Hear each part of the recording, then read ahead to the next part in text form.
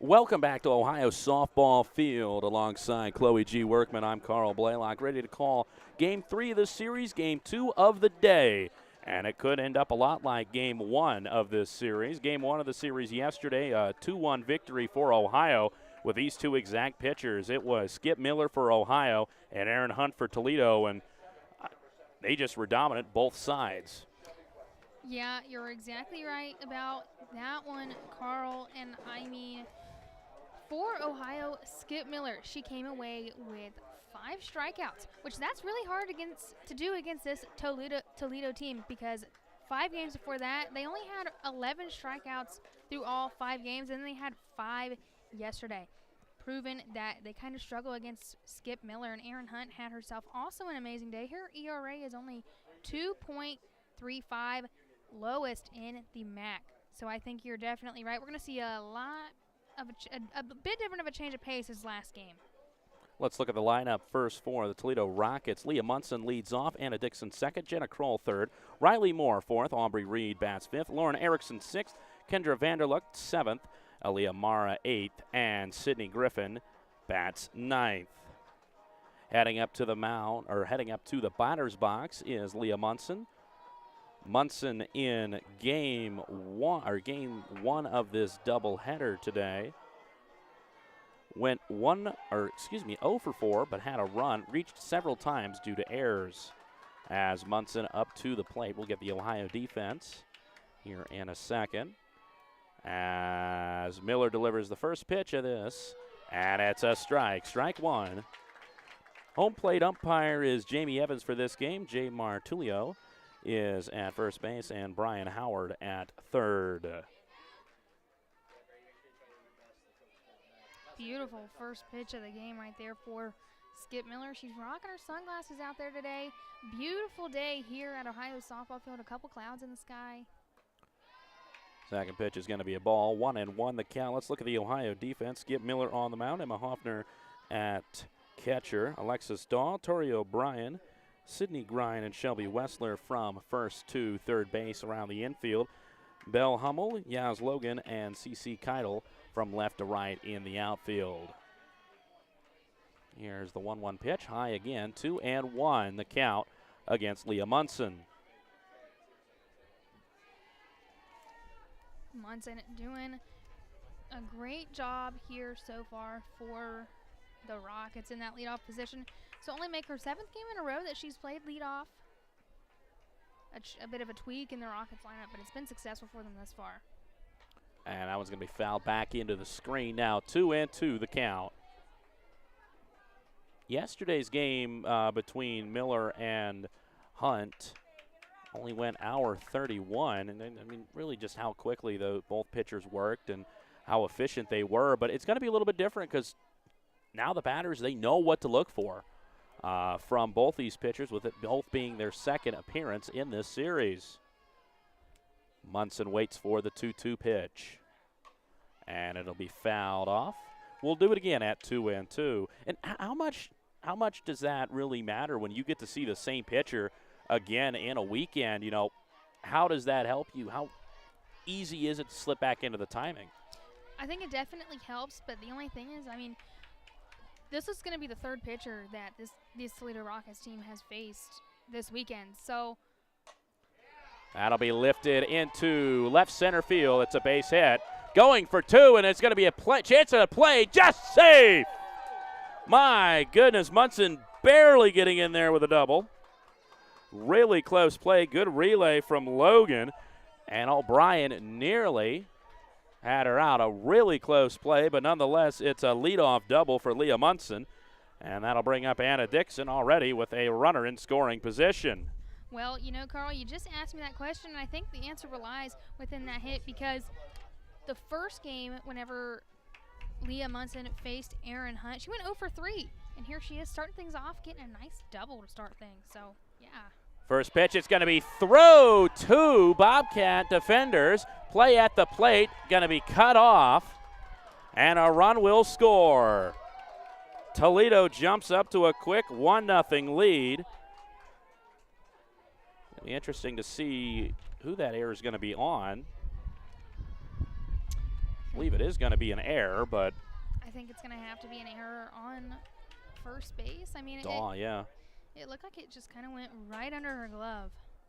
has already a meeting at the mound. Yeah, if you're Ohio, after getting shut down 11-3, this is not how you want to start off this first inning, especially letting them score already on yet another error. They had 4 errors last game. And that is going to be an error on Alexis Daw. So now up to bat, Jenna Kroll. Kroll in game 1 of this doubleheader flew out to center when she was up first. On the day, she was 1 for 4. As running to second, play, safe! As Grind, the ball got there first. Grind had it there, but unable to slap down the tag before Dixon was able to get underneath her and to the base.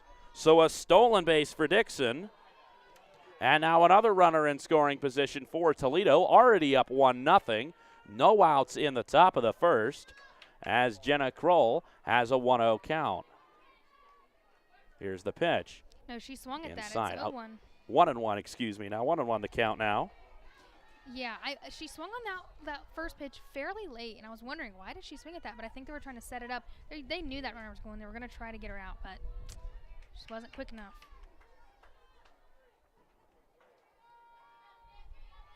1-1 the count on Kroll. Here's the pitch. And Kroll's going to send that fouled off. We'll do it at 1-2 now.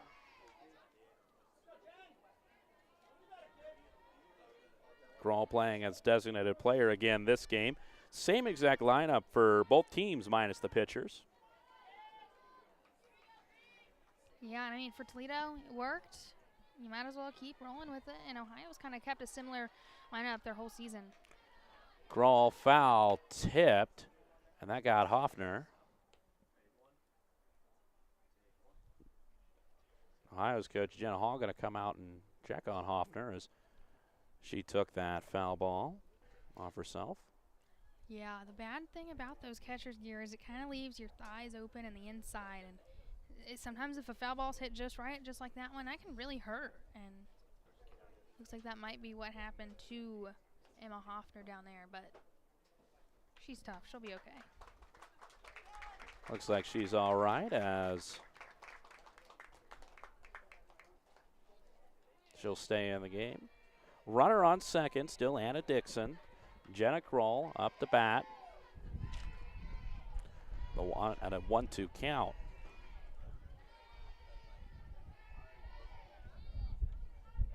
Here's the pitch, high, and it'll go to a 2-2 count for Jenna Kroll.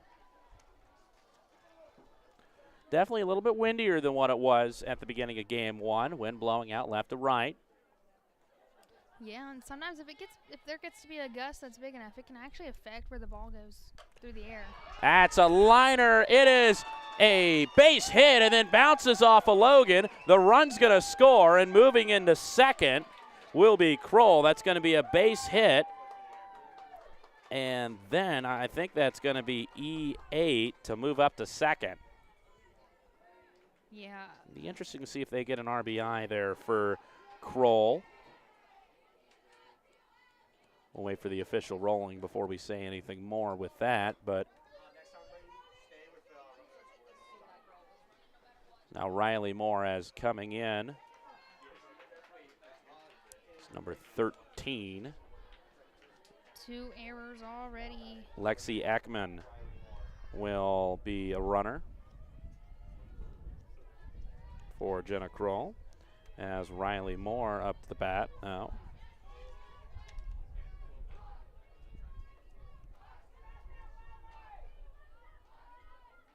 Moore 2 for 2. We'll see a strike. Moore 2 for 2 with an RBI and a walk. Scored twice in game 1 of this doubleheader today. Yep, Moore, one of the best players, one of the best batters for Toledo. As that pitch is going to be low. Kroll will get an RBI for her single there. Yeah, she just laced that one out there, and I think it just kind of skipped in a way that Yaz Logan wasn't really expecting out there in center. I think that's kind of where everything went wrong, though, just the sheer speed of that hit. Swing and a miss by Moore. That gives a count of 1-2.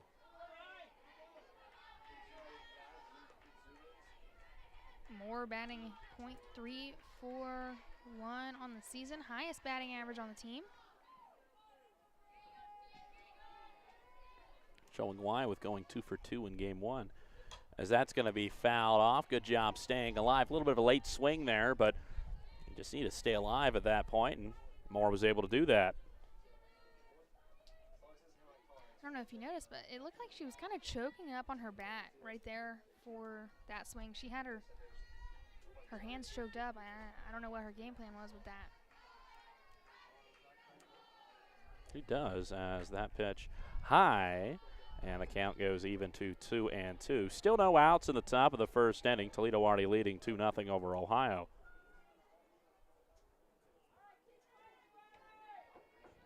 Yeah, a tough outing so far here for the Bobcats. Already 2 errors as well. As here's the pitch, and that's going to be right up the middle, base hit.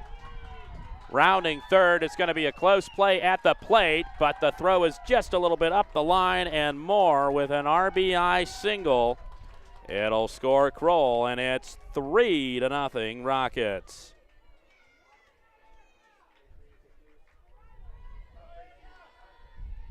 And we're going to get time as Ohio will have a mound visit.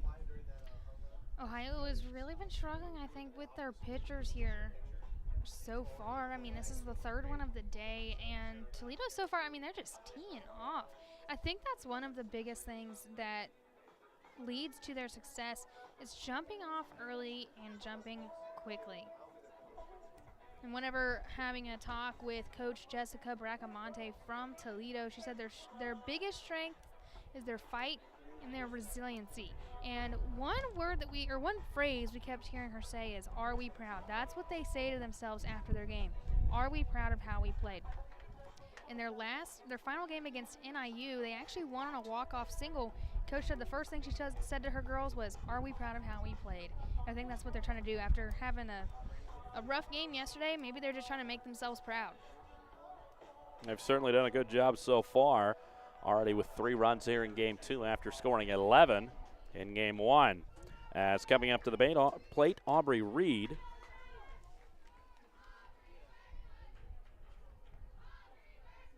As Reed in game 1 was 1 for 2.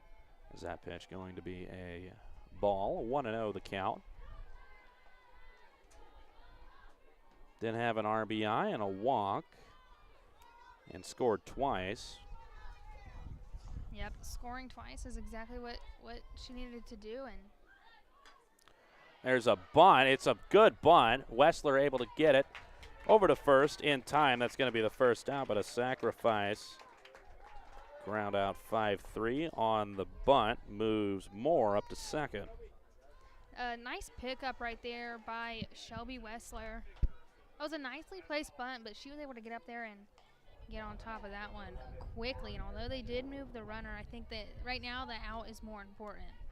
Now Lauren Erickson up to bat. Erickson 3 for 4 in game 1 with 4 RBIs, including a bases clearing triple with the bases loaded in the first inning last game. She'll see a strike there, as that was a pretty good pitch there by Skip Miller. Yeah, opening things up with a changeup. It's always a kind of a gutsy thing to do because you never know how a batter's going to react. And like you were saying, Lauren Erickson has had an amazing outing here today. Here's the 0-1 pitch. That one is going to be lifted to center field. Logan fighting the wind gets the catch. It'll be fly out F8. And there's 2 down in the first inning for Kendra Vanderlucht. Yeah, it seemed as soon as she hit that ball, there was kind of a gust of wind that picked up towards the right. But luckily for Yaz Logan out there, it didn't seem to affect the ball too much. So Ohio team certainly used to the wind. They've had quite a few windy games over this season. as Vanderluck up to the plate. She'll see strike one there. Vanderluck in game 1 was 1 for 3 with an RBI.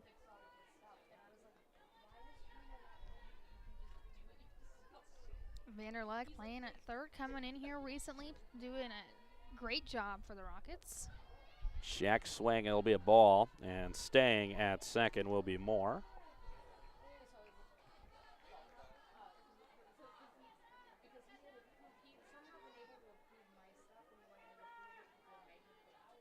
Miller trying to get out of the inning, already given up 3 runs so far. Squaring around a bunt, now pulling it back, and swinging and missing. 1-2 count now against Vanderluck. A huge cut right there from Vanderluck. She was swinging for the fences with that one, but I think she was just under it, kind of dropping her back shoulder a bit. She certainly has the power, as there's the pitch. Inside, the ringer up. It'll be a strikeout at the end of the inning for Skip Miller. But the Rockets plate 3. Ohio hoping to come back in plate 3 just like they did in game 1 today. We'll see if they can do that after the break. You're watching Ohio Bobcat TV.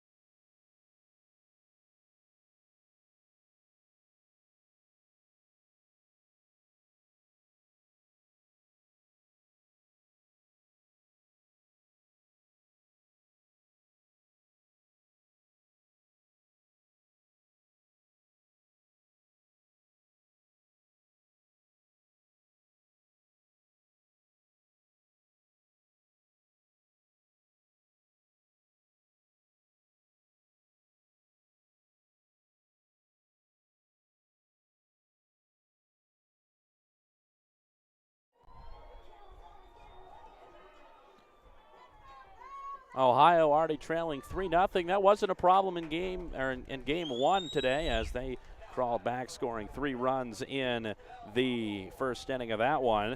And it'll be starting with Belle Hummel, Yasmin Logan, Alexis Daw, Emma Hoffner, Analia Paoli, Sydney Grind, Shelby Wessler, Cece Keitel, and Tori O'Brien, the starting batting lineup, as that one going to be fouled off by Hummel, and that almost kind of looked like a half slap hit, half actual hit there. I think that ball came in maybe a little bit faster than she was expecting, because, I mean, they faced Aaron Hunt yesterday, and we talked about this in the last game. Aaron Hunt's kind of pitching style is she likes to put a lot of movement on her ball. She likes to switch it up between the fastball and the changeup. She likes to keep the batters off balance. That's how she is the most successful, and that's how she has the lowest ERA in the MAC. That pitch outside, count goes 2-1 now.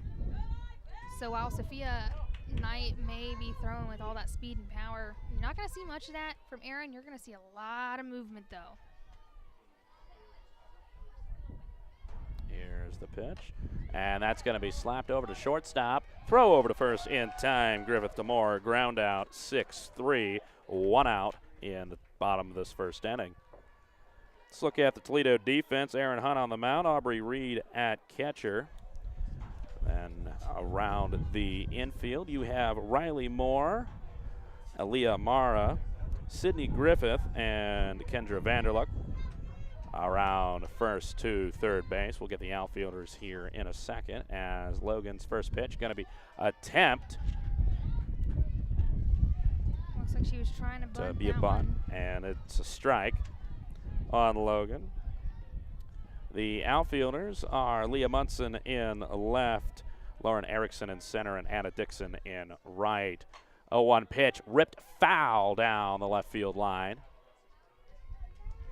That one looked a lot like some of the hits that the Bobcats were getting yesterday. They had so many that kind of trailed that foul line, and a lot of them that were just fouled by just mere inches. Really ate them up yesterday. That one kind of reminded me of it.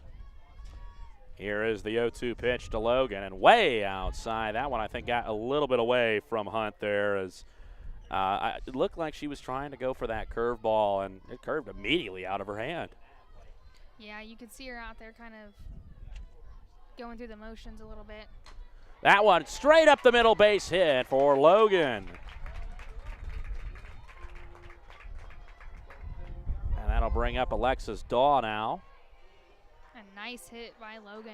Erin Hunt, you've seen her kind of move her head out of the way. I don't know how close that was to her, but it was beautiful. Finding the gap in the defense, Logan, and just hitting the ball hard. As Daw comes up now.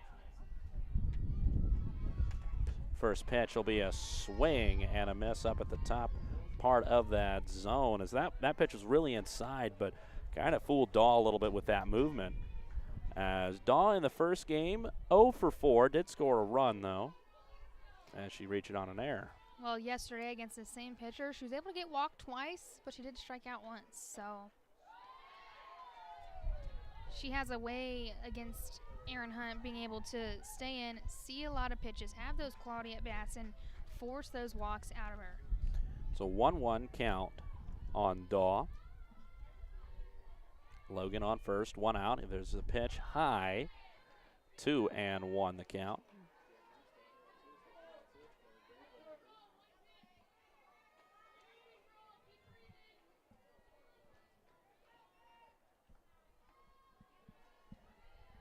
Daw kind of back away from the plate in the batter's box as the pitch. There's a strike, and the count even at 2-2.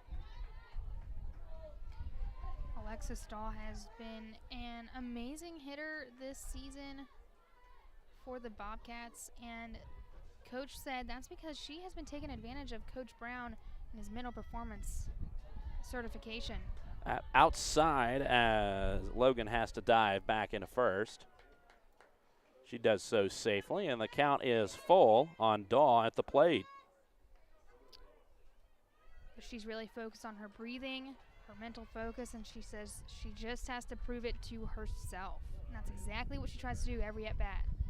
That one's going to be lifted high in the air out to right field, but camping out under it will be Dixon. She'll get the outs, 2 out of the inning, as Emma Hoffner comes up to bat.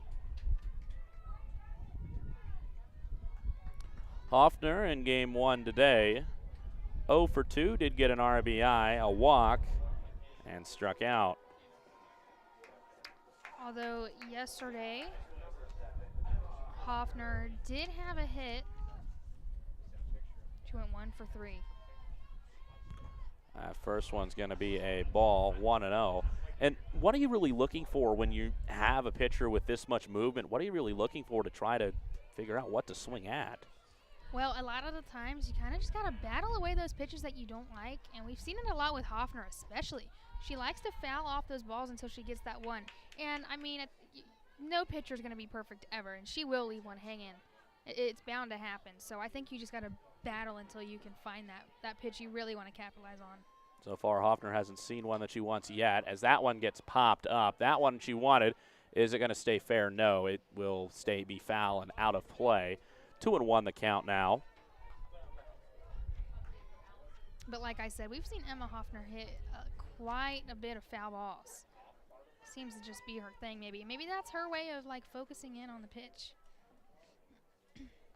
Have a little bit of a pause as the umpire getting the ball back. I think it was overthrown or something, almost into the Toledo dugout. Ready again. 2-1 the count against Hoffner. Logan still on first. Toledo leads 3-0. Here's the pitch. And that's going to be ripped foul down the line, and it's now 2-2 the count against Hoffner. Yeah, Hoffner is all over this one. I mean, that was although it was foul, it was hard off the bat. She hit it level. There's a reason that she is in this position here. As a 2-2 pitch. Low, running over down to second. is Logan. Logan with a stolen base. Saw an opportunity with the ball down in the dirt for Reed. Just, kind of a little bit of a low pitch, and Logan takes advantage and gets a stolen base. Now a runner on second, full count. Here's the pitch. And that's lifted, deep left field. Will it stay fair? No. That one has to be painful because we saw almost the exact same thing. It was a couple feet closer to being fair yesterday, but it was just maybe a foot or less foul, a home run. So that one has got to hurt Emma Hoffner. Full count again, runner on second. Here's the pitch. That one popped up, and that's going to get out of play down the right field line. Once again, a full count pitch coming. She's hitting him all over the place. Everyone's going to have to be ready here. And, obviously she has this power behind her swing. Here's the pitch. It's low and inside. And Emma Hoffner earns, and I mean earns, a walk. Earns is right. And like I mentioned, she was able to foul off those ones she didn't like and just keep on working it. That was a good quality at-bat right there for Hoffner. Now Analia Paoli. Paoli tied the game in game one in the first inning with a 2-run homer. That pitch will be low, ball one on Paoli, but obviously you want to try to recreate that. That was a 2-run homer by Paoli, looking to get a 3-run homer here to tie this game up at 3 here in the bottom of the first. 2 outs, runners on first and second. The pitch outside, 2-0, as Reed will throw it over to second. Back safely is Logan.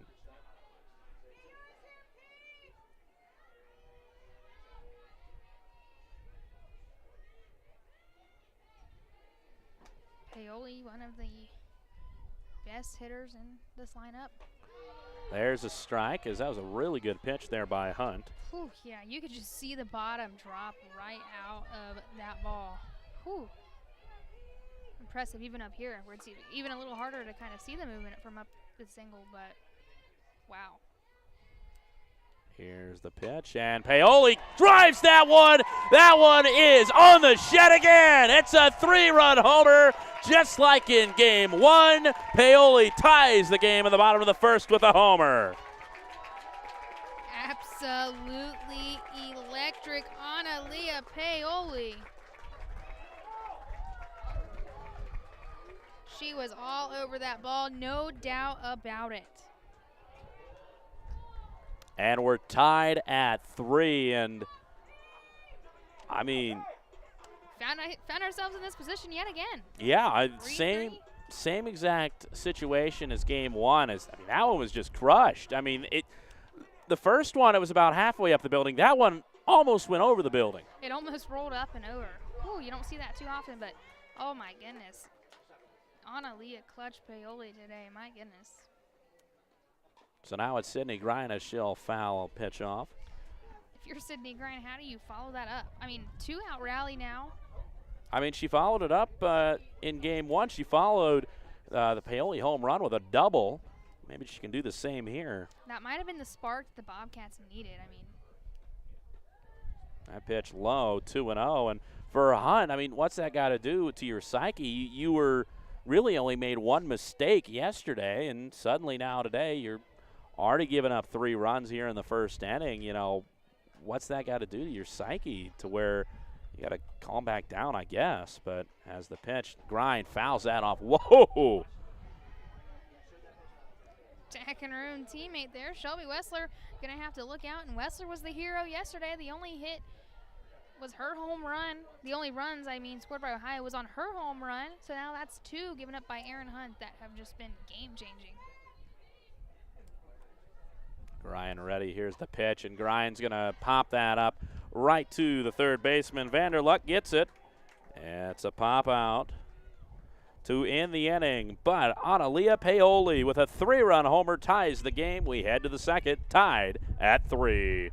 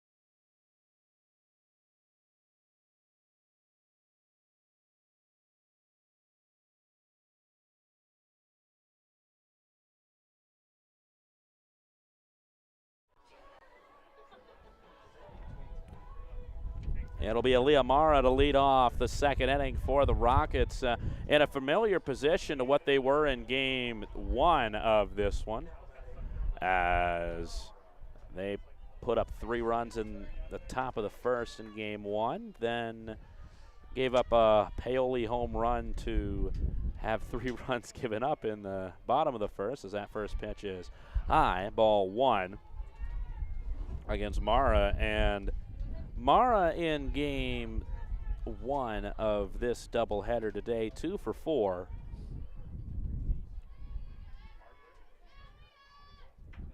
Mara having about 37 starts on the season. She'll see a strike there. Yeah, that was a nice off-speed pitch right there from Skip Miller.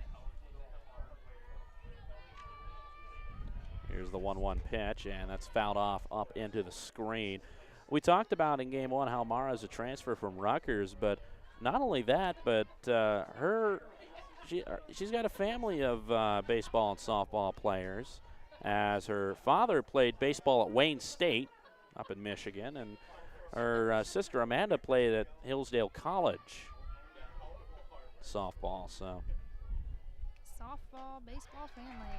There's a swing and a miss, a swinging strikeout. That's back-to-back strikeouts dating back to the last inning for Skip Miller. As Sydney Griffith comes to bat now. It's 2 already for Miller. Griffith went 0-1 with a 0 for 1 with a run, as she's going to send that one into the gap in right center field. She's going to dig for 2 and get there standing up, a stand-up double for Sydney Griffith. A beautiful hit for Griffith, but I think we should rewind a little bit. With that strikeout, that was officially Skip Miller's 100th strikeout on the season as a sophomore. Wow. Pretty good feat to get. Absolutely. As back up to the top of the order to Leah Munson. As first pitch, a ball. Munson with a leadoff double to start this game out, and then ended up scoring. Yeah, Toledo moved pretty quickly through their lineup to come all the way back to the top. And now she's got to run in there in scoring position. Potential to get an RBI here. Pitch inside. Did she go? No, says third base umpire Brian Howard. That was a close one. I think the only difference is she didn't break that wrist over, but she definitely wanted to, that's for sure. Only 1 out now for Toledo. Here's the pitch. Low. And the count goes to 3-0. A quick 3-0 here. If you're Skip Miller, that's not what you want. You want to be attacking that zone early. That's where you find your most success. If you can get out early. Now she's going to have to work from behind. It's a little tougher mentally. Here's the pitch. There's a strike. So 3-1 the count. I wonder if the green light was on there for Munson, or she was stuck with the bat on the shoulders for that one. It's really hard to tell. I mean, that one was kind of on the inside, but this is a hitter's count right now. Do absolutely anything she wants here. Here is the 3-1 pitch, and she'll foul that off. And Miller has fought her way back to a full count. Yep, how quickly things can change.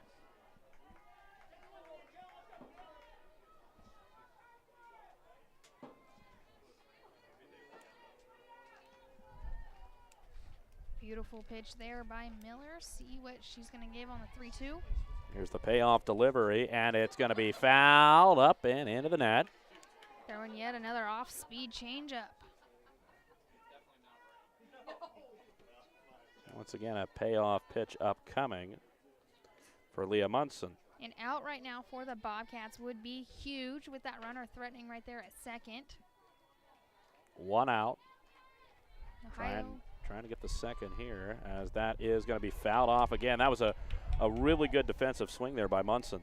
Yeah, and you know, Munson, she's not going down without a fight. She's going to stay in there. And Ohio, you know, they already have 2 errors on the game.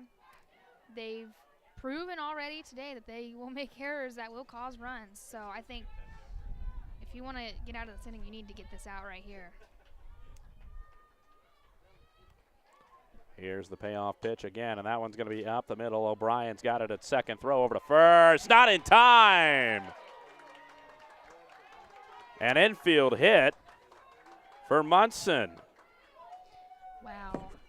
That was just a slow roller off of the bat, and obviously O'Brien was charging at that one, but just got to be a second quicker. They say it's a game of inches, but sometimes it's a game of centimeters. I think she needed to be just a hair quicker. So now runners on the corners, 1 out for Anna Dixon. Dixon reached on an error by the first baseman first time up in this game and ended up scoring on a Jenna Kroll single. Middle infield pulled in a little bit here. Everyone pulled in as that's going to be fouled back. Dixon's going to be swing away here with 1 out, runners on the corners.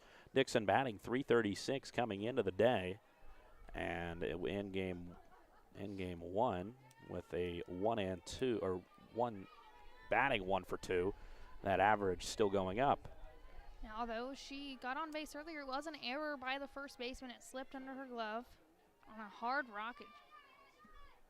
That's way outside. The ball gets away from Hoffner, and moving up to second and into scoring position will be Munson. Once again, it's these errors. I think Ohio knew the steal was coming. They were going to try to do a pitch out, but it was just a little bit too far out. It'll be ruled a wild pitch. Here's the pitch, and that's lifted right center field. It's down up against the fence. 1 run scores, 2 runs score with ease. Sliding into second with a double is Anna Dixon, and 2 RBIs. It's 5-3 Toledo. Wow, what a hit from Anna Dixon. She stood in there, she fought. She had a couple of foul balls, and then she just found that pitch she wanted, and she sent it. We see Emma Hoffner going out there, have a little conversation with Skip Miller. Leave the rest of the infield out of it, but I think Ohio they need to work their way out of it if they want to stay into this game. Absolutely. Still only 1 out with runner on second for Jenna Kroll. Kroll with an RBI single, and it eventually ended up scoring last inning. And for Skip Miller, I mean, obviously she was lights out yesterday. What's changed today? I think, like you mentioned earlier, I think Toledo, they've already seen her. They already know what she's got. I think they've been able to really adjust to these pitches that she's throwing. First pitch is going to be a strike to Kroll. When they warmed up today, they probably focused on these types of pitches that they knew they were going to see here. That one's going to be high, 1-1 the count. And Skip's 3 favorite pitches is the fastball, the curve, and the changeup. So I'd say Toledo probably practiced those 3 pitches. 1-1 the count. Kroll ready, and the pitch. Strike right at the knees. That was a beautiful pitch. Great location there by Skip Miller. Yeah, you could see that one really take that curve inside. It was low, right at the knee. Sometimes those lower ones are harder to hit. 1-2 the count against Jenna Kroll. And she's going to top that one to second base. It's going to take a funky hop, bounce off of O'Brien, and into score will be Anna Dixon. And that's just one. We saw one of those in the first game. It's still going to go down as an E4, but it goes in on the dirt. It takes a funky hop on the laces, and you can't do much about that. Yeah, I think that also had to do with the way that ball was spinning off the bat. It seems like she got it on the very end of her bat. It had a weird spin, and it might have clipped a rock or anything out there. And, ooh, it looked like it about hit Tori O'Brien in the face. It did. they are going to call that actually a hit. So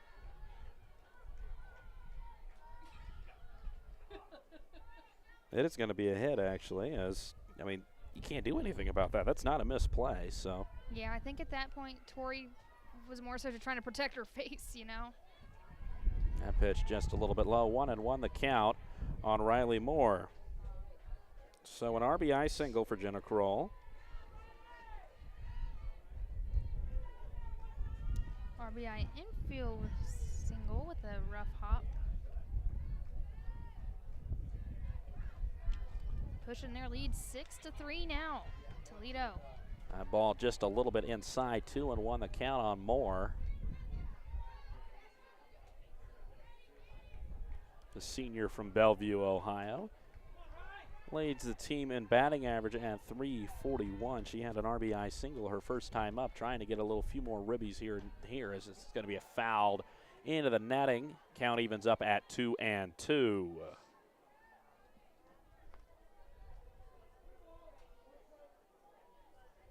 I think he just said it's 3-1. 3-1. Okay, 3-1 the count. Must have missed one of the pitches. Yeah, hitters count here. She fouled the last one. That's fouled off again, so now the count runs full. Seeing this situation yet again where you go out, you get quick 3 balls, and now, boom, 2 strikes quickly here on foul balls for Skip Miller. Still only 1 out, a potential to get a double play here, get out of this inning. Moore ready, Miller ready, and the pitch. And Moore's going to send that to O'Brien, possibly the double play. 1 over to first, not in time, but still the fielder's choice. Yeah, they got 4-6. They got that lead runner. They can probably breathe a little bit better here. 2 outs now for Aubrey Reed. Reed with a sacrifice bunt her first time up. 6-3, Toledo leads Ohio as Miller delivers. That one looked really close to the strike zone. It might have been just a little bit on the outside edge.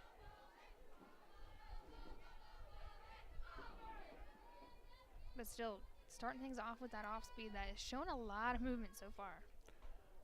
That one low, 2-0 the count.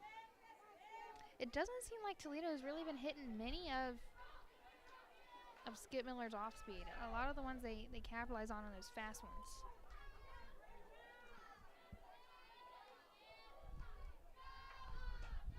There's a strike, 2-1 the count now, as that one right down the middle of the plate on the lower half of the zone. And Toledo, I don't think they've swung at very many of those low pitches today.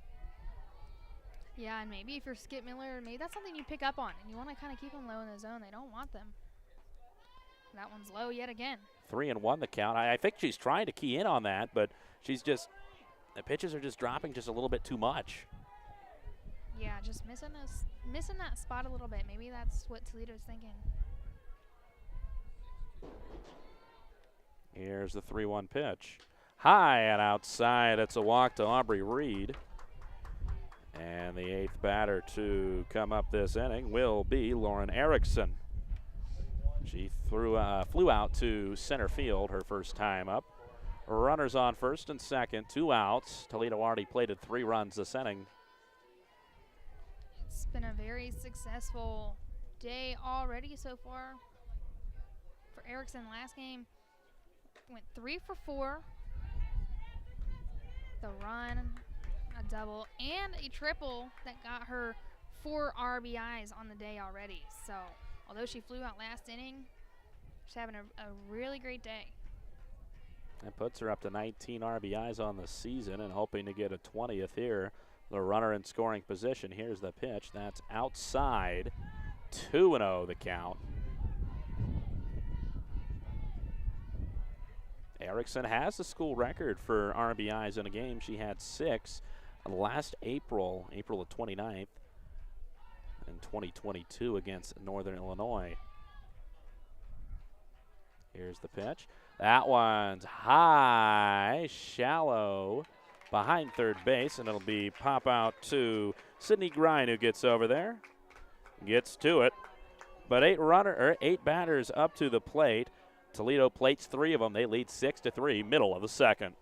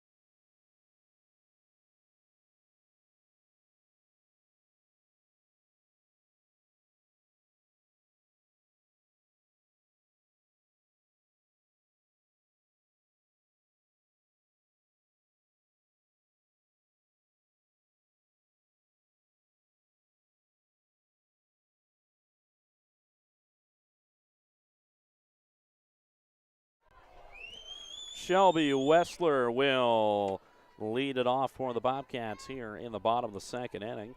Ohio once again finding themselves trailing 3 runs as the first pitch going to be fouled softly to the Ohio dugout. 0-1 the count against Wessler, but it's got to be frustrating when you're able to get a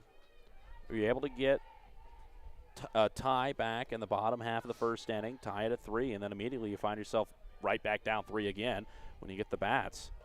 Yeah, and we've seen the exact same thing happen last game. I mean, Ohio, they're going to have to just clean things up in the field, I think. And although that bad hop wasn't Torrey O'Brien's fault. It's just the little things like that that are really the make it or break it difference in this game right now.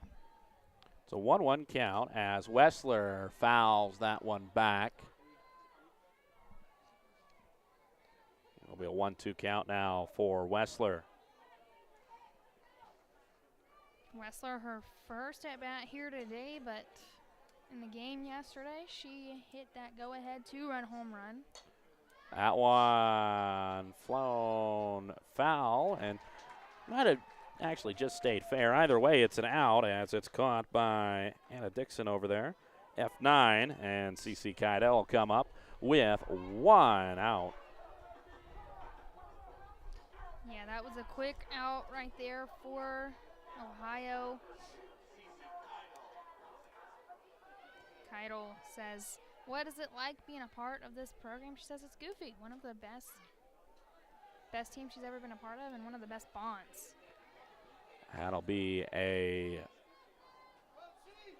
believe that was a ball. I don't know if they said she went or not. Yep, they said she did not go, so it's 1-0 the count. That pitch inside and quickly 2-0 against Kydell.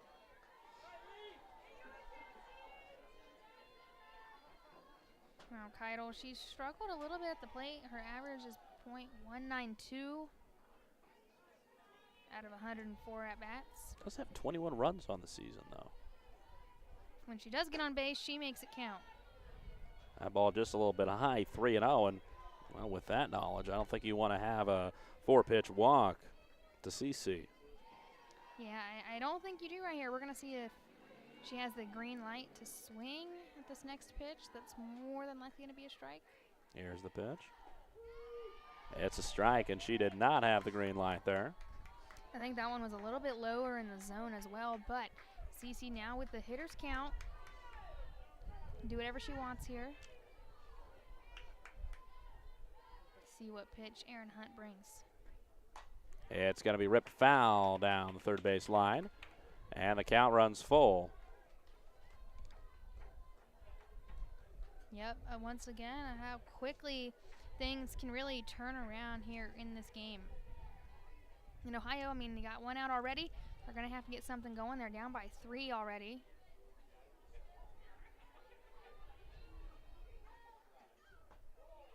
Ball 4 inside, and Cadell gets a walk.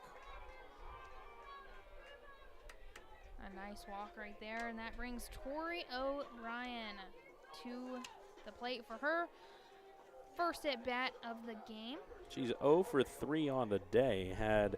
Let's see, and they're gonna do that goofy defense that they have done again, as they bring the center fielder in to play at second base. Well, one of her at-bats earlier, she hit it on the ground out to where second base should be, but it was actually the center fielder made an error on it, and she was safe. An infield E8. I think that's a rare one in the scorebook. Is 1-0 the count. Here's the pitch. Again, a ball high. As O'Brien trying to slap hit, but this is where having 5 in the infield helps with that. The corners are running in, and I mean the corners. I mean third base is already playing about a good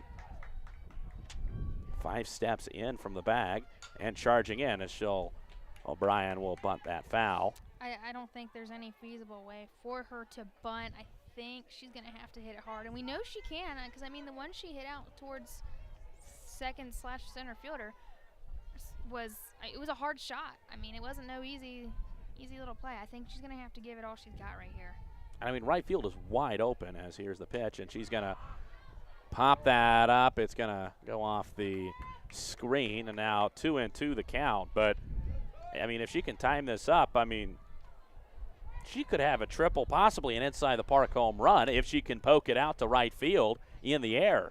Nobody is over there. The right fielder is in center field. Dixon is in center field and almost shaded a little bit more to the left. There's nobody over there as the pitch, and she's going to send that into the screen. We'll do it again at 2-2. Yeah, she had another one earlier. She popped it up, but with, the shortstop playing so close, she was able to just easily grab it. So, yeah, I think she needs to give it all she's got to pull it to that right side. Here's the pitch, and it'll be fouled off again. Good job by O'Brien to keep fighting here. As we'll have another 2-2 pitch upcoming from Hunt.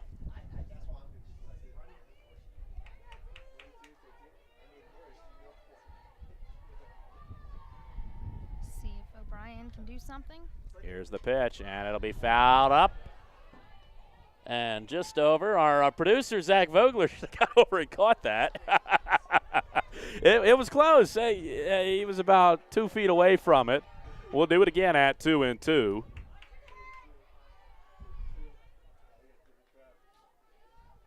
Here's the pitch. Low, and the count goes full.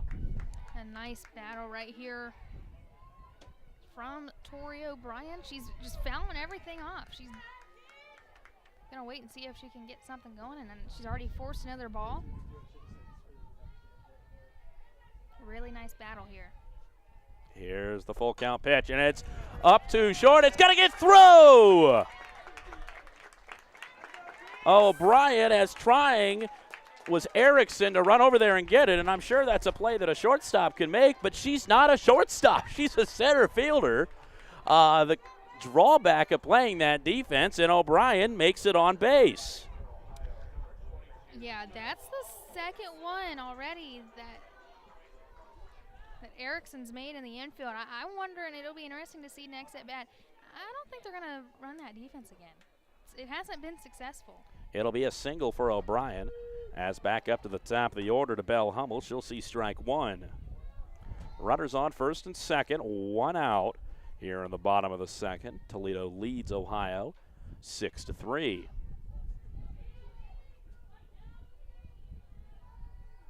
Here's the pitch. Outside. 2-0 the count. Excuse me, 1-1 the count. I was going to say, I think she has a strike on her so far. But earlier, Hummel, in her first appearance in the first inning, she grounded out to the shortstop. That pitch up and in.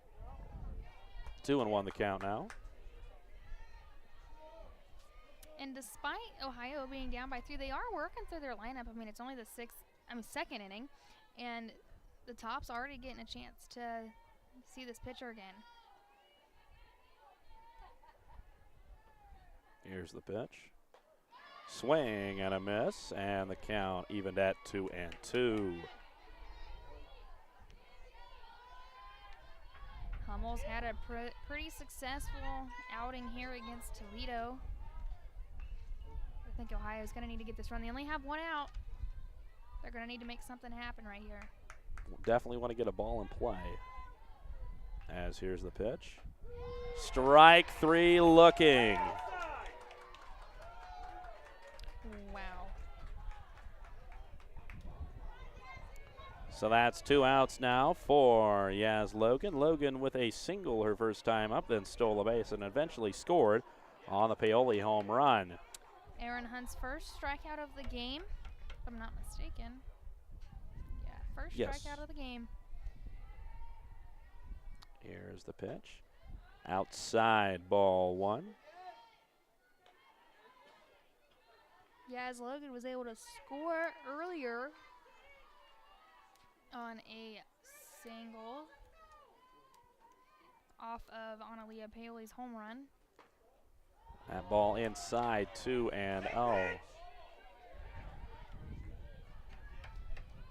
That one was really close to the strike zone. You can hear some of the fans whooping at the umpire a little bit, but either way, 2-0. Here's the pitch. That's fouled off into the screen. 2-1 the count.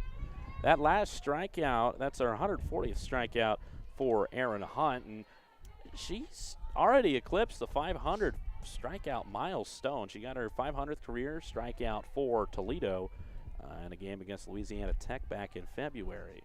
As that pitch is going to be popped up, will not get out of the infield, and it will be caught by Griffith, the shortstop, and that will end the inning.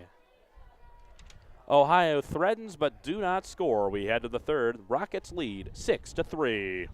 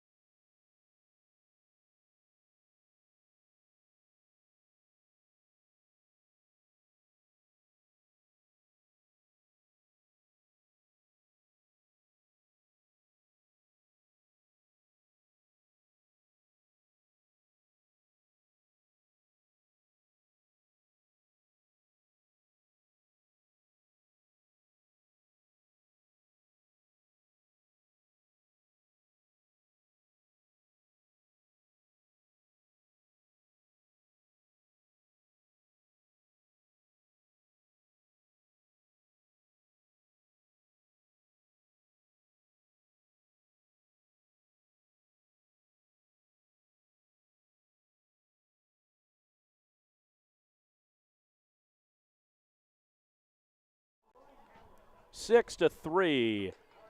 Toledo leads Ohio here at Ohio softball field. Some other scores from around the MAC in the earlier games. Obviously, Toledo won over Ohio 11-3 in game 1. Central Michigan defeated Bowling Green 5-1.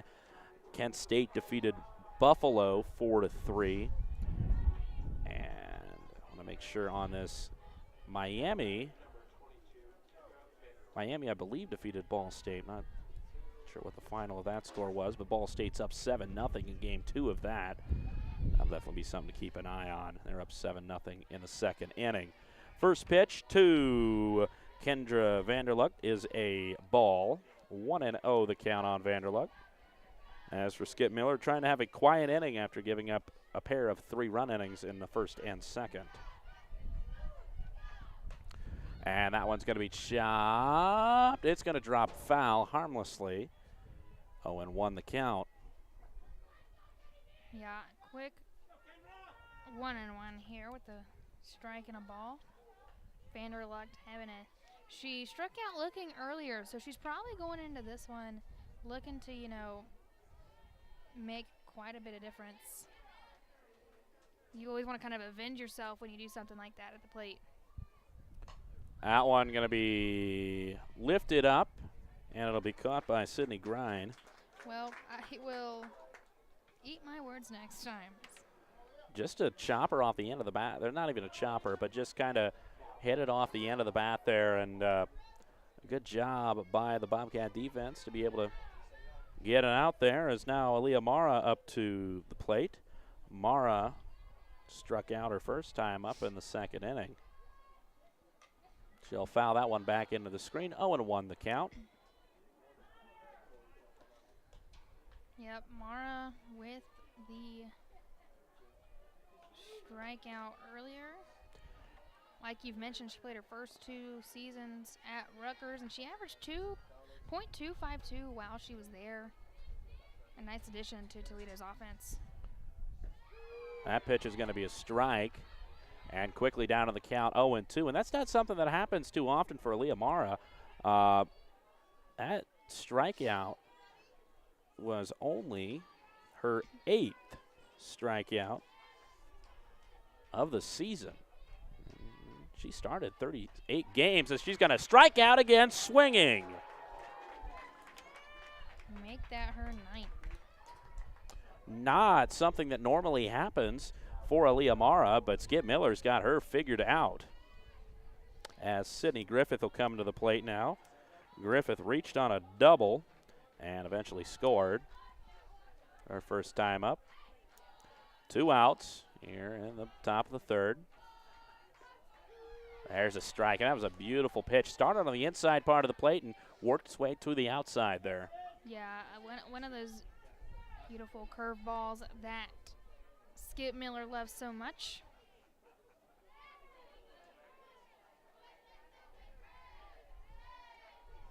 Griffith batting .232. There's a strike. So quickly an 0-2 count, and Miller's definitely found some rhythm here. Yeah, sometimes it might be all it takes is you just need a couple of innings to get situated, relax. Maybe that's exactly what's going on. I mean, there's already 2 outs. This is already a better inning for the Bobcats than the last. That's off the end of the bat, down the right field line foul. So we'll do it again at 0-2.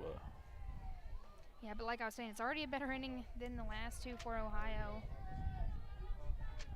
This might be right where Skip Miller wants them. They're going to have to try to pick some stuff up with their bats after this inning, though.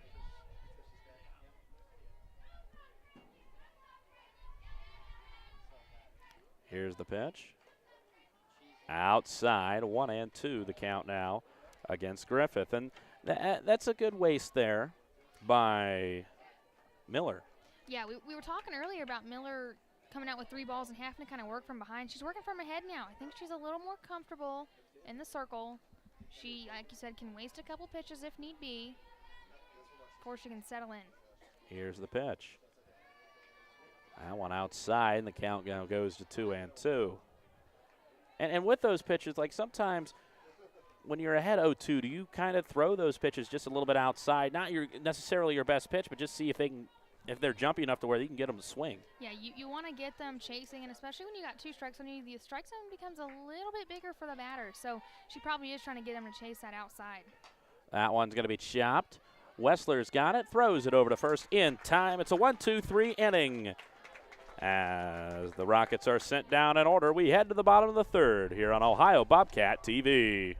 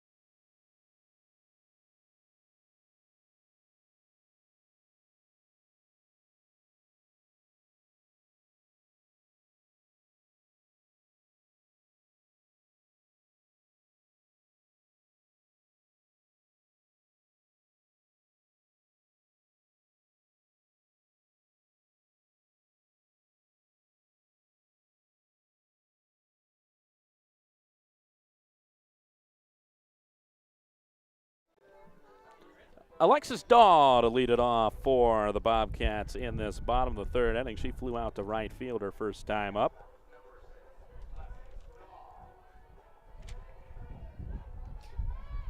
Yeah, Dahl, she is typically one of the best hitters for Ohio. I think she's kind of struggling a little bit against Toledo. I think she really needs to just have a big hit to break out of it. That pitch up and in, 1-0 the count on Alexis Daw.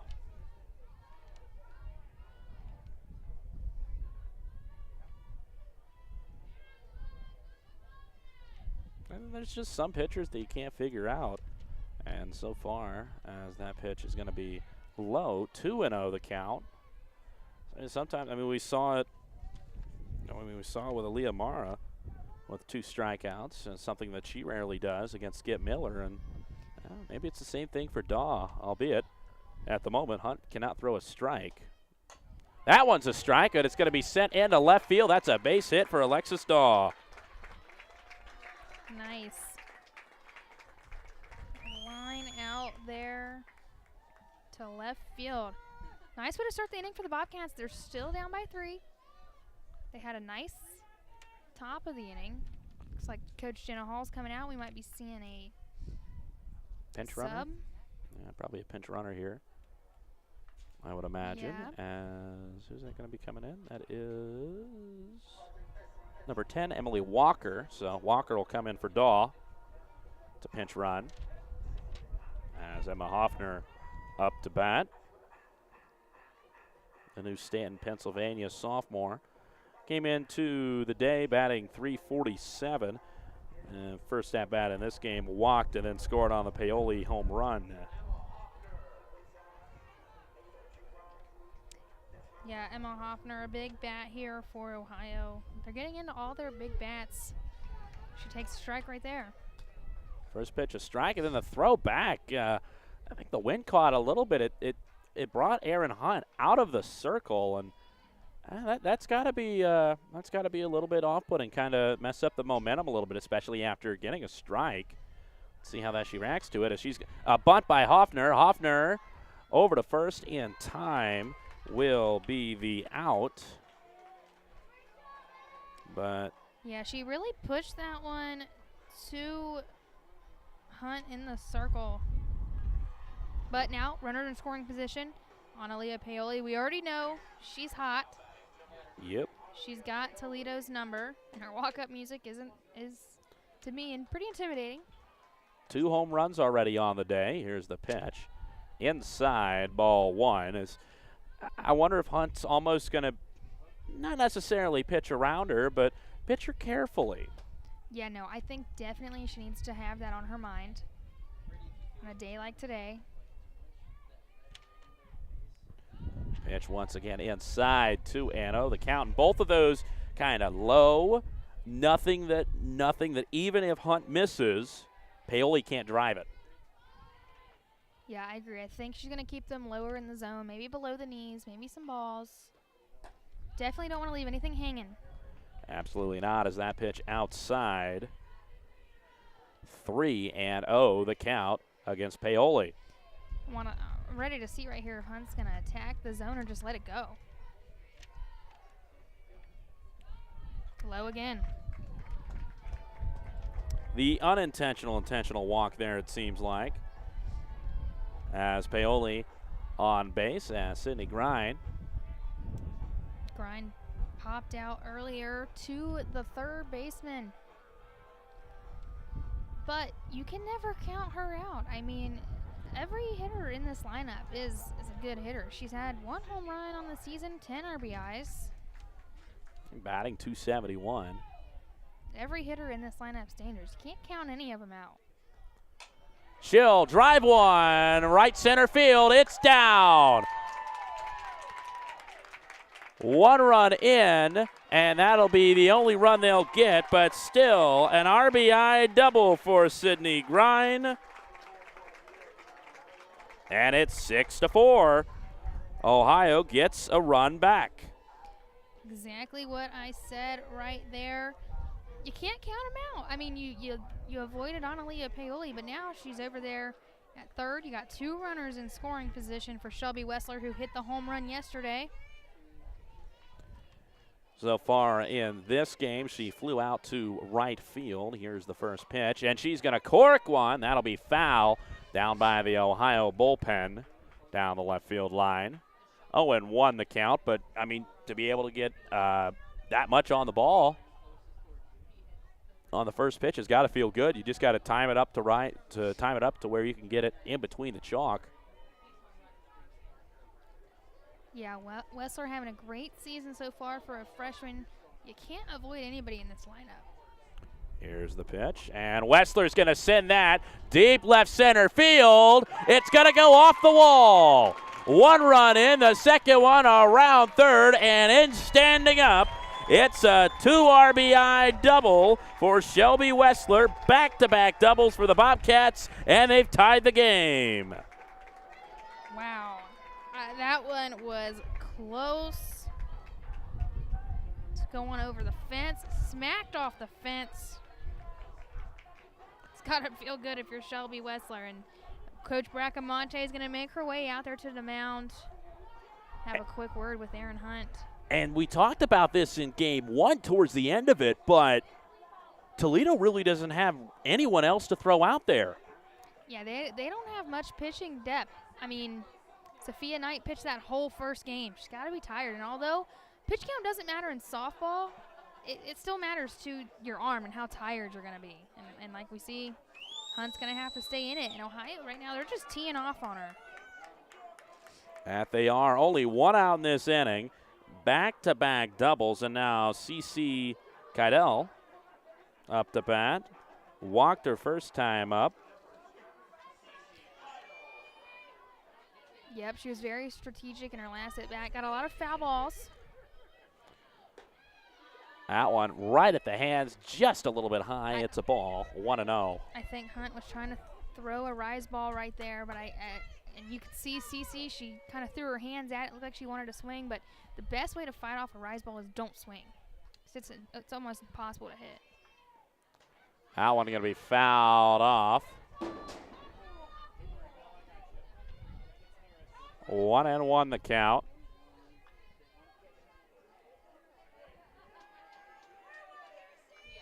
Into the stands. And Cece, she's been fouling a lot of them, like kind of popping them straight back. Into the stands, over the stands, all over the place. And she's going to lay down a bunt. They weren't expecting it. It's going to be a close play at second. Or first, excuse me, and they will get her out. But moving up, the ground out 1-4. Moves Wessler over to third, and now Tori O'Brien. And coach is going to come all the way out of the dugout. They're talking about okay, so they're going to change the defense a little bit. So it's the same defense, except they're going to keep second base at second base. So Mara will stay at the second base position. Then you have Erickson coming straight in and playing pretty much about 3 steps to her right of second, as it's going to be sent straight to Mara, and an easy out. Ground out 4-3, so they've still figured out that defense, and that'll end the inning. But Ohio able to plate 3, and they've tied the game at 6 as we head to the 4th here on Ohio Bobcat TV.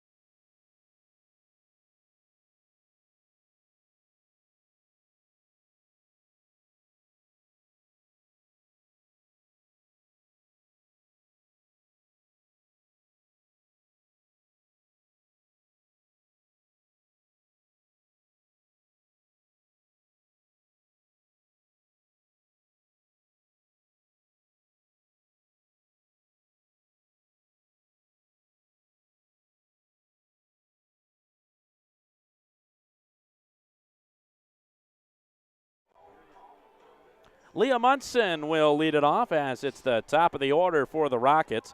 Now once again tied at 6 here in the top of the 4th. Munson, the leadoff batter for Toledo in their lineup. She's 2 for 2. Double and a single on the day already.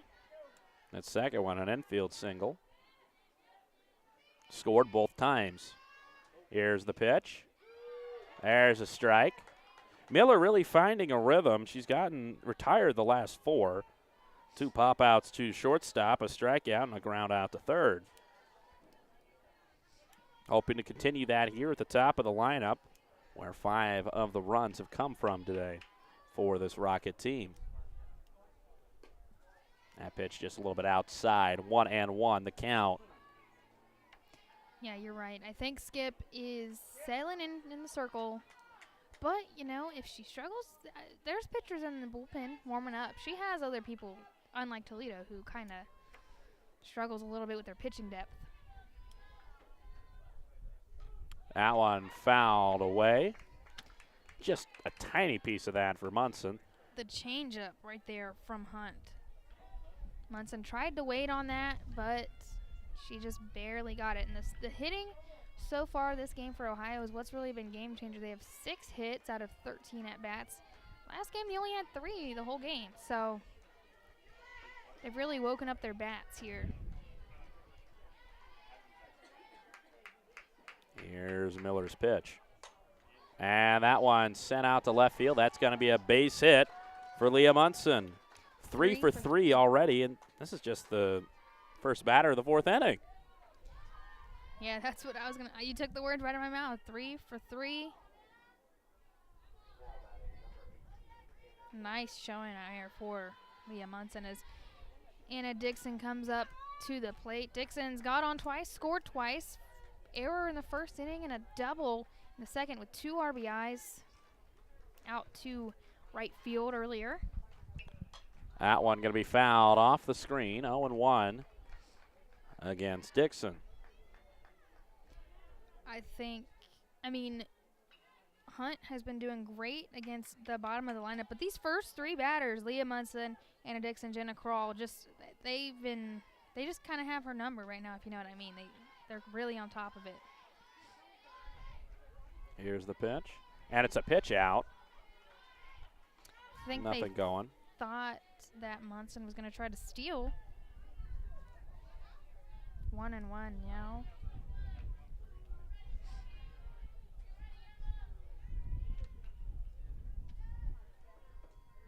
Dixon ready. Miller delivers. And it'll be a 2-1 count. They're really, really focusing and making sure that Munson doesn't run, but Munson has pretty much a non-existent lead. She's not gone more than maybe about half a step off the bag. I think they're just trying to protect runners from getting into scoring position right now. I mean, there's no outs. That pitch going to be high, and it count goes 3-1. And I think they should focus on their pitching right now. yeah, it almost seems like they're focusing more on Munson than what they are about Dixon at the plate. And if you're Munson, I wouldn't be too testy. I would just kind of relax and let them worry about her. They're just going to throw off the pitching. It's out to left field. It's caught. And it's a fly out to Hummel. And Hummel will look back. Munson, who was well off the bag on that one. 1 out for Jenna Kroll now. Kroll, pair of singles. And 2 RBIs already. Kroll doing great so far. Like I mentioned, these top 3, they're just really on it. Top 4, I guess I should say, with Riley Moore on deck. Really on it.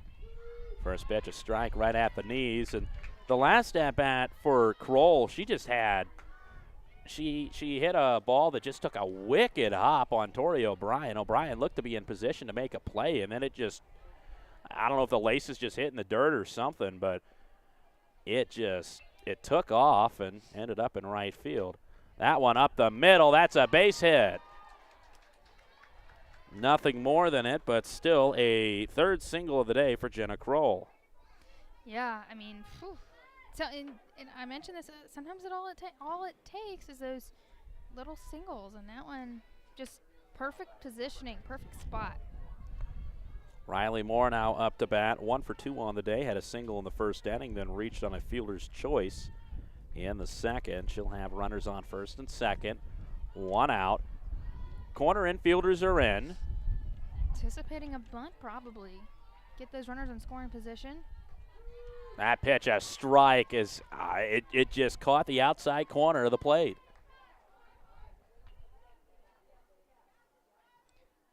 Yeah, that one was a changeup, but I'm not sure what they're talking about. But Emma Hoffner, calling a timeout, go out there and have a conversation, hiding their mouths with their gloves. The infielders also talking. I think they're probably trying to decide, should we pull in, should we stay back? What do we think? What do we think that this girl's going to do? And I mean, it looks like they're going to play back a little bit more. The corner infielder's about even with the bag, maybe a step in. As Moore will show to square a little bit. Now pulls the bat back, and the pitch, it's going to be a little flare to O'Brien at second. She'll get it. And quickly having to scamper back is Munson. 2 outs in the inning for Aubrey Reed. Aubrey Reed got on via walk, and she also had a sac bunt earlier in the game in her first at bat. So no official at bats on the day for Reed. That was a really close pitch. I think it must have been just a hair too high. Must have been. That's 1-0 the count now on Reed. Tied at 6, top of the 4th. Miller delivers. High, and the count goes to 2-0. Very high. Emma Hoffner doing a great job kind of jumping up out of that squat position to keep that one in front. And, you know, as a catcher, you got to be really commanding of your infield. And I think that's what happened kind of on that last little timeout they had. Second and short playing way back now. There's a strike right at the knees. 2-1 the count. Right on that inside corner as well.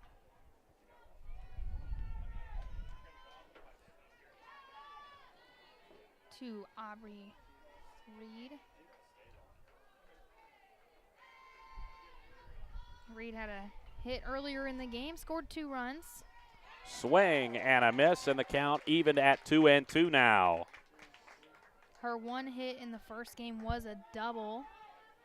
Scored 2 different runs. So overall, I mean, despite not technically having an at-bat this game, she's had a pretty successful outing so far today. Here's the pitch, way outside. The count runs full.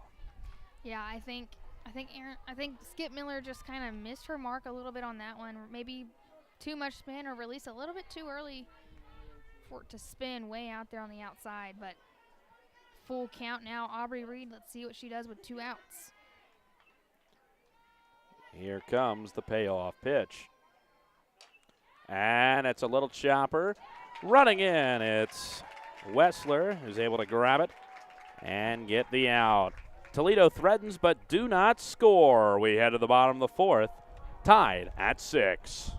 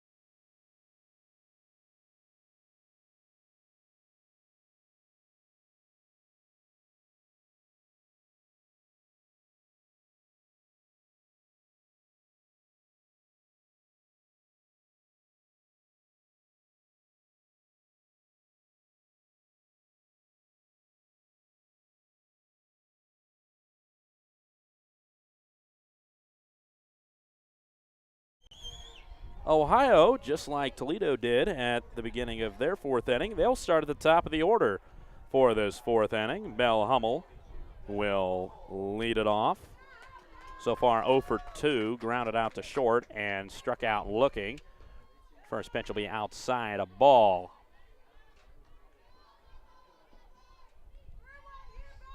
Yeah, not typical for Bell Hummel to have those strikeouts, especially looking.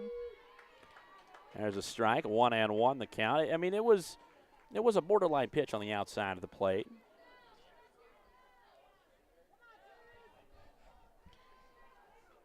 Yeah, I mean, she has a... That one going to be a chopper to short. Throw to first on the ground and passed. Running over to second and sliding, and safely will be Bell Hummel.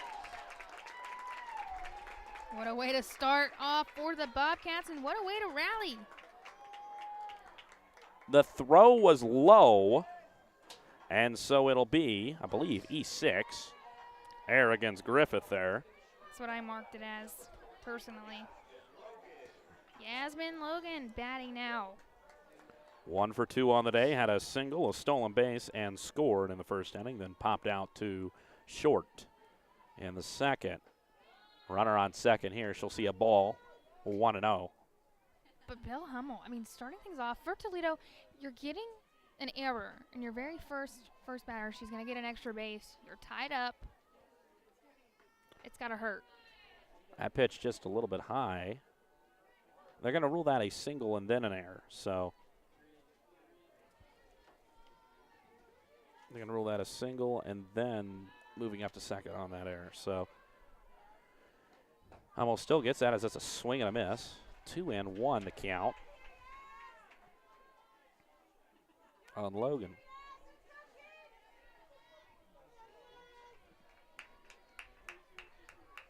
Quick 2-1, I might say. Pulled out to bunt, then squared back. 3-1 the count now against Logan. I think she was trying to move Hummel over there, but that one just kind of floated on the outside. A little bit too much spin on that curve.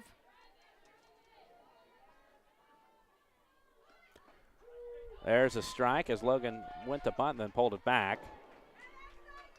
She should have tried to stay with that one, I think. I don't know. Third and first picking up on it pretty quickly. I mean, they were right there. So now the count full. She's going to have to swing. Going to have to protect the bag.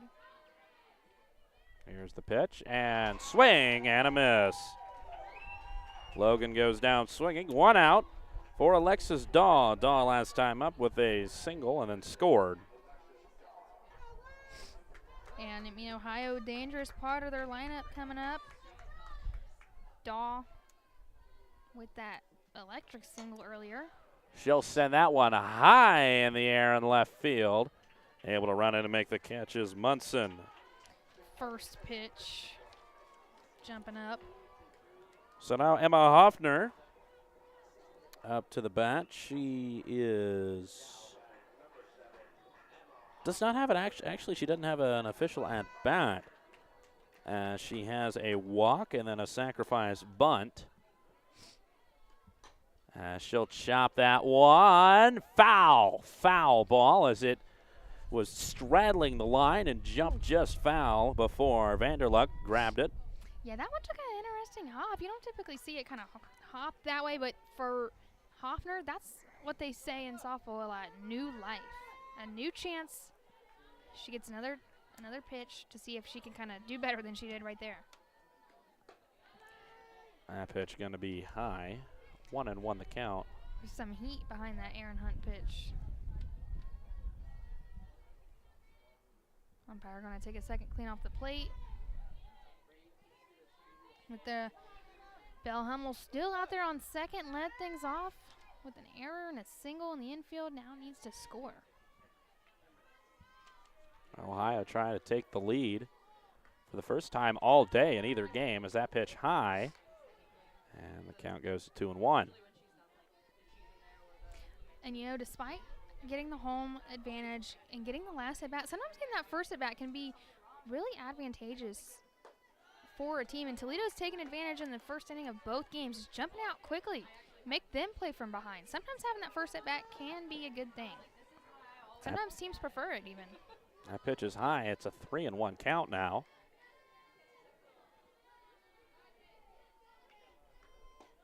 There's a strike right at the knees, and the count goes full. You do not want to get it to Paoli here in this situation. Paoli already with a 3-run homer in the first inning and then walked and scored in the third.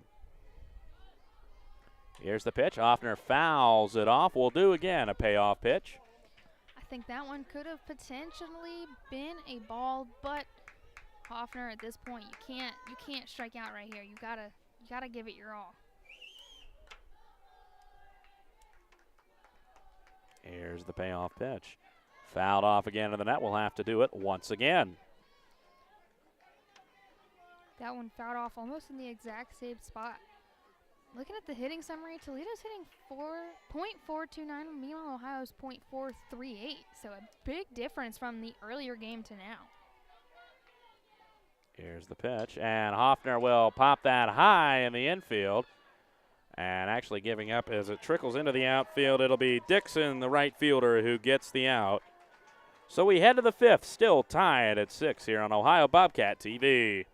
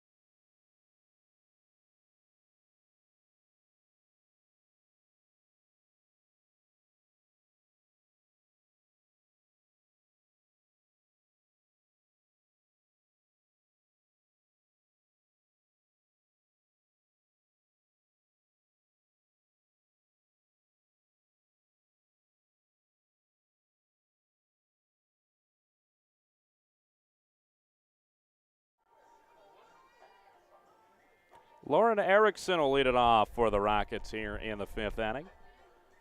As the Bobcats and the Rockets tied at 6 here in this game 2. Beautiful day, tiny little bit windy, but sunny. Just a few minor puffy clouds in the sky. Couldn't ask for much better for April. Yeah, and you know, when you're playing a softball or baseball, you want clouds in the sky.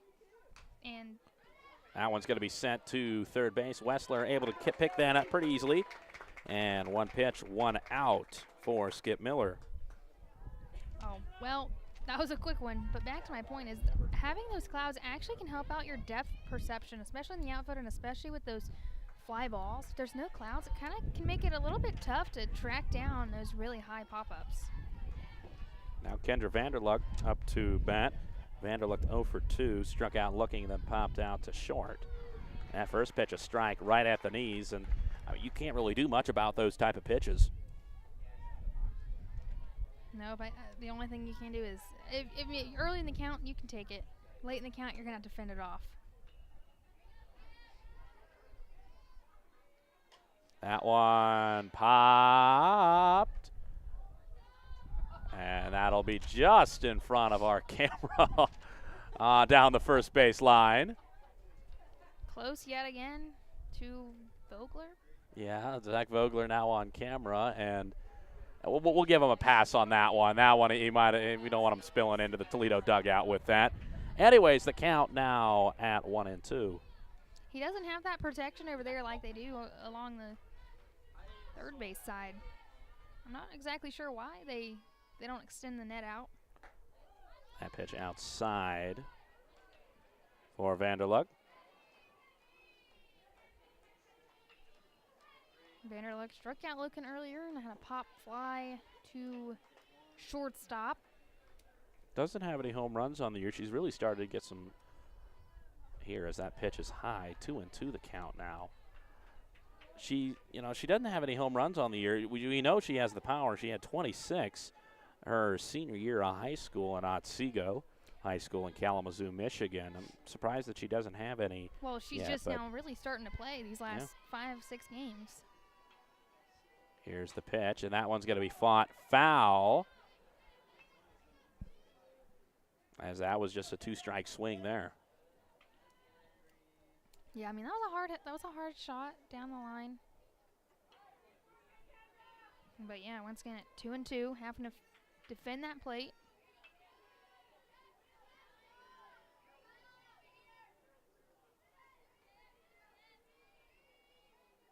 Here's the pitch, and once again, fouling off. And that was that low pitch, and that's what you got to do with 2 strikes. You just got to hope. I mean, it's almost like just chopping it down and pretty much chopping it down into the ground and hoping something happens with it. That one goes foul.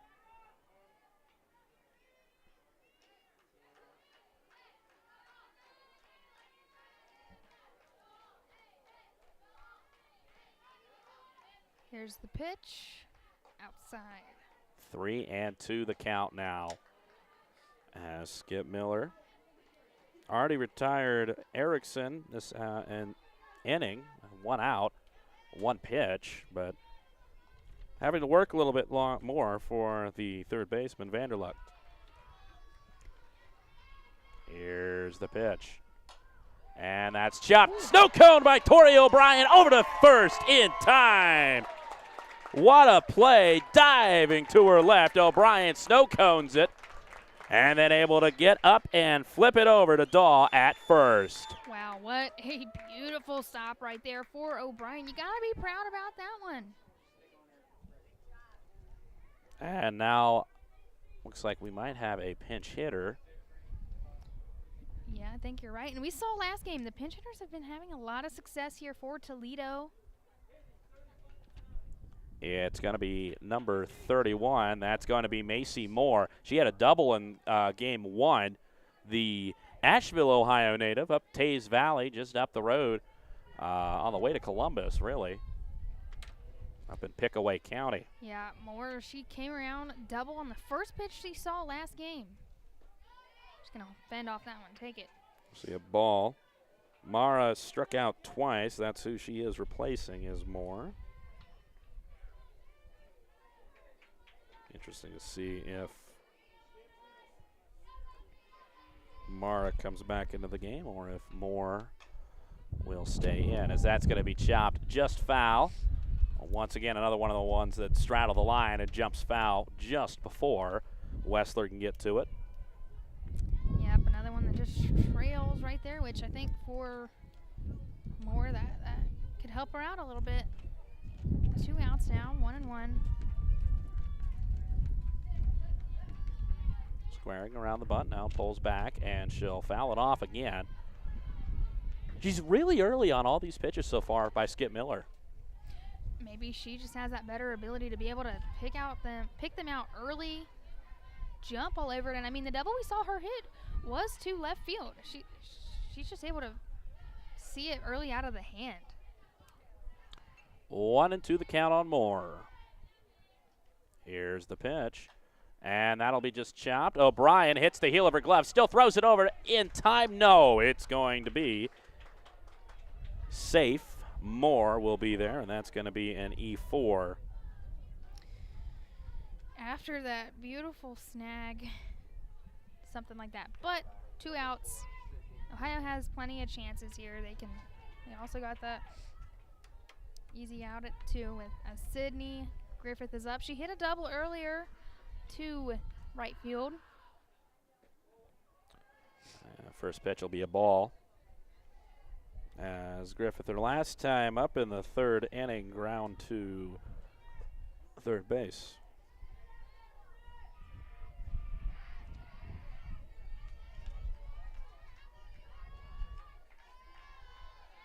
Toledo dugout. Definitely into it. Is that pitch outside? 2-0 the count. Yeah, I think you have to be. I mean, when it's tied like this, you're getting towards the end of the game.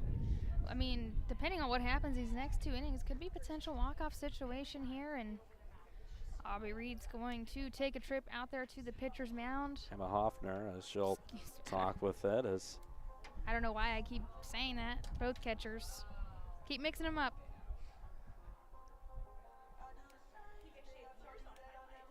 Quick meeting right there for Hoffner and Miller. Forcing the infield to get back to their positions. tied at 6 here in the top of the 5th inning. 2 outs. Runner on first.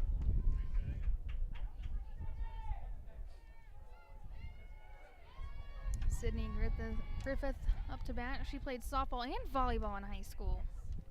Swing and a miss there on Griffith. She went to Lakeside. Count goes to 2-1. She was the captain. She's had around 40 starts this year. She's had 7 RBIs, 4 doubles.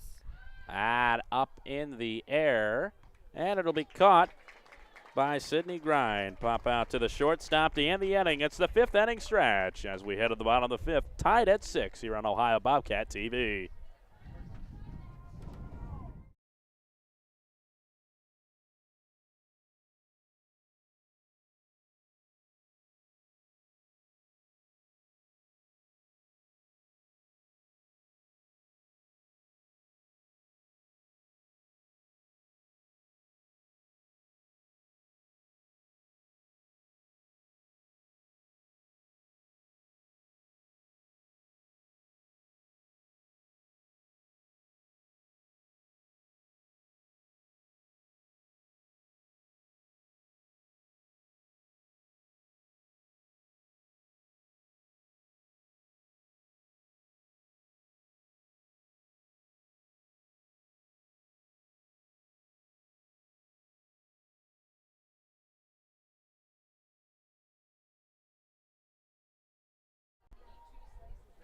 Tied at 6 here in the bottom of the 5th at Ohio softball field around the MAC. Ball State fell to Miami earlier 4-3.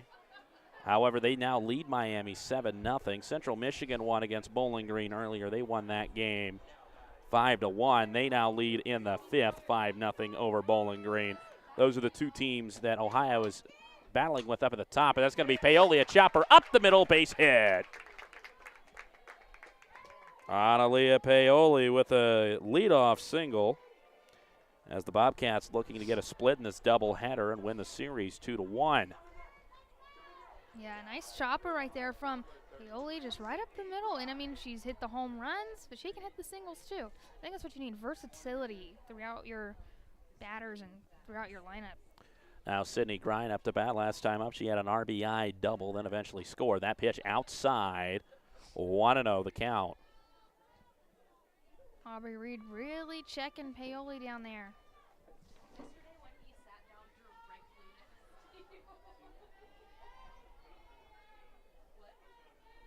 Grind ready. Here's the pitch, and it'll be fouled off into the net. 1-1 the count.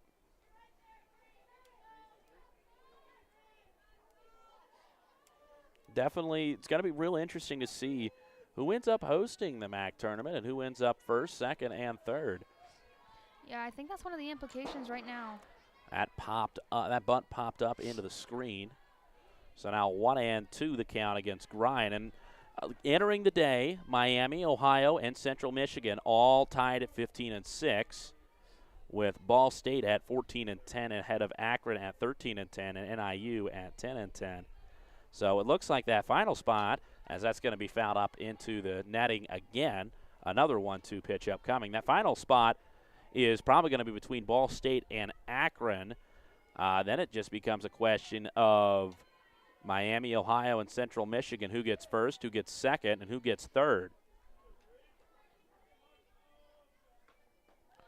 That pitch low, 2-2. With the results as it stands right now, Central Michigan would end the day up a game on everybody, as Ohio obviously already lost game 1 here today.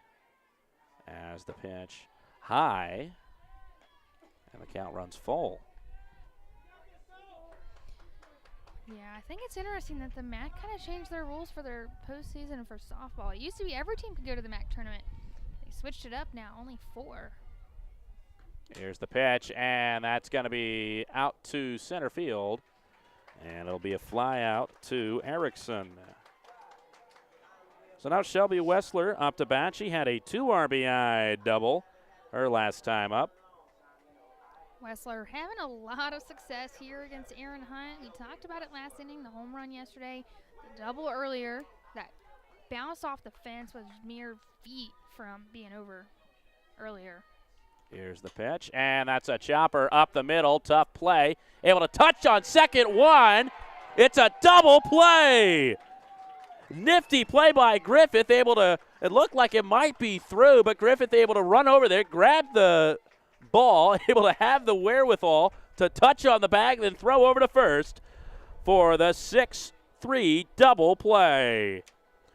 We'll head to the 6th inning with the score still tied at 6 here on Ohio Bobcat TV.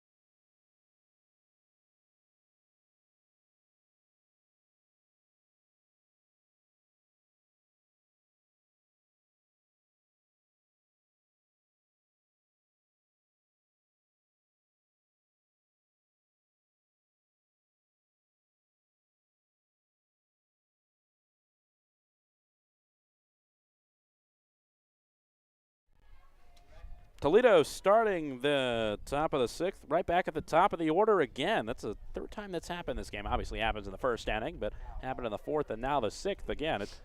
It's nice. It's always nice, especially when you keeping score by your, keeping score, to have the inning start right at the top of the box as Leah Munson steps into the box. Miller delivers the first pitch. Yeah, it's a strike right at the top of the zone. Munson today, 3-for-3 with a double, an infield single, and then another single in the 4th. First 2 times she scored. Second time she was stranded on second. Yeah, pretty successful day for Leah Munson. As she'll swing that one foul.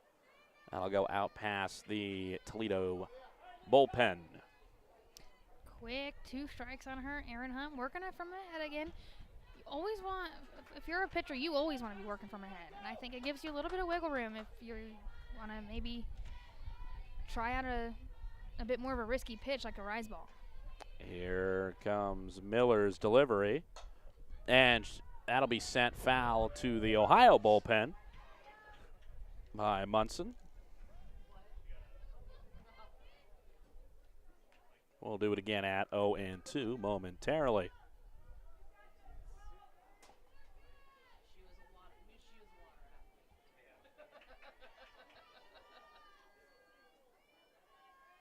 Miller checking her card. And now delivering.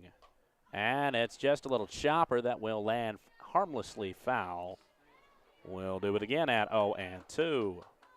Still no balls up until this point. And another interesting thing to note is although both teams have 6 runs, they came in the first 3 innings. Both teams are scoreless through the 4th and 5th. Interesting to see if they pick up their bats yet again. They'll start right here with Munson. Here's the 0-2 pitch, and that one clubbed off the real narrow part of the bat just to stay alive. We'll do it again. Yep, foul yet again. Still no balls. Munson really just jumping all over everything here. And it's gone everywhere. She's fouled 2 off to the left, 2 off to the right. Everybody got to be on their toes out there and ready. And one was far, one was close. That one kind of hung up. Great job, Grind, grabbing it and over to first. It's a ground out, 6-3. That ball kind of hung up just a little bit. Kind of a tough play for Grind there because it hung up until it bounced right before Grind was able to get there, but able to get it on a little bit of a hop, find where the ball was, and throw it over to first on the run for the out. That's what I was going to say. Beautiful, beautiful play right there by Grind. She could have tried to win an extra step and scoop it up, but sitting back an extra second, playing it off the one hop. Nice execution. Now Anna Dixon sees a strike. Strike one. Dixon 1 for 3 on the day, has a 2 RBI double. Reached on an error in the first inning, has stolen base on that. Scored both those in the first and second inning, then flew out to left field last time up in the fourth. That's got to be like. That one is down the left field line. That is fair. Landed pretty much right on the chalk. Around in the corner. They're going to try for 3.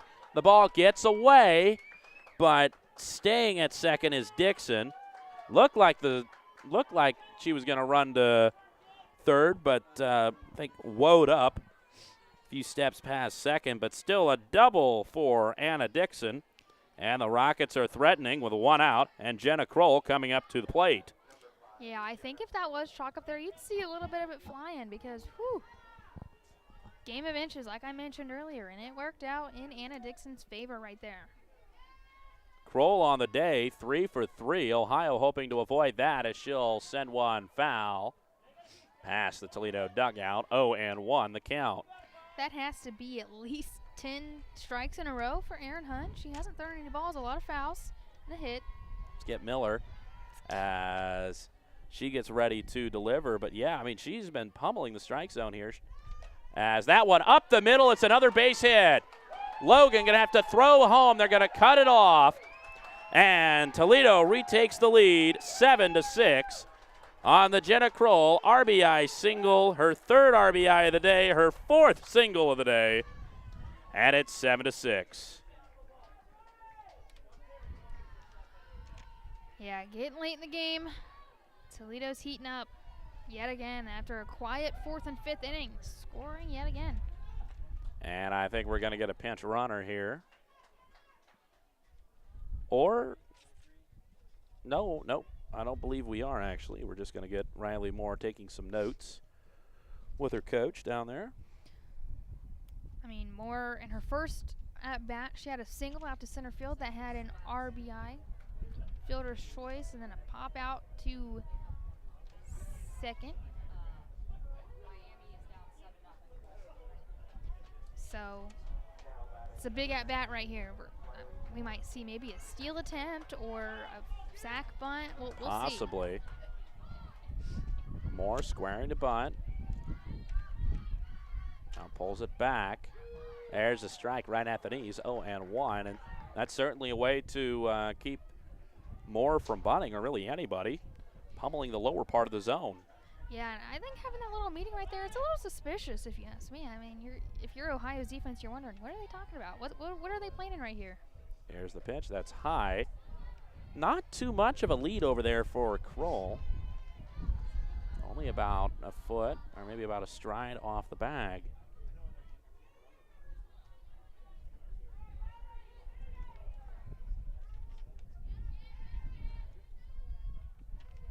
Here's the pitch.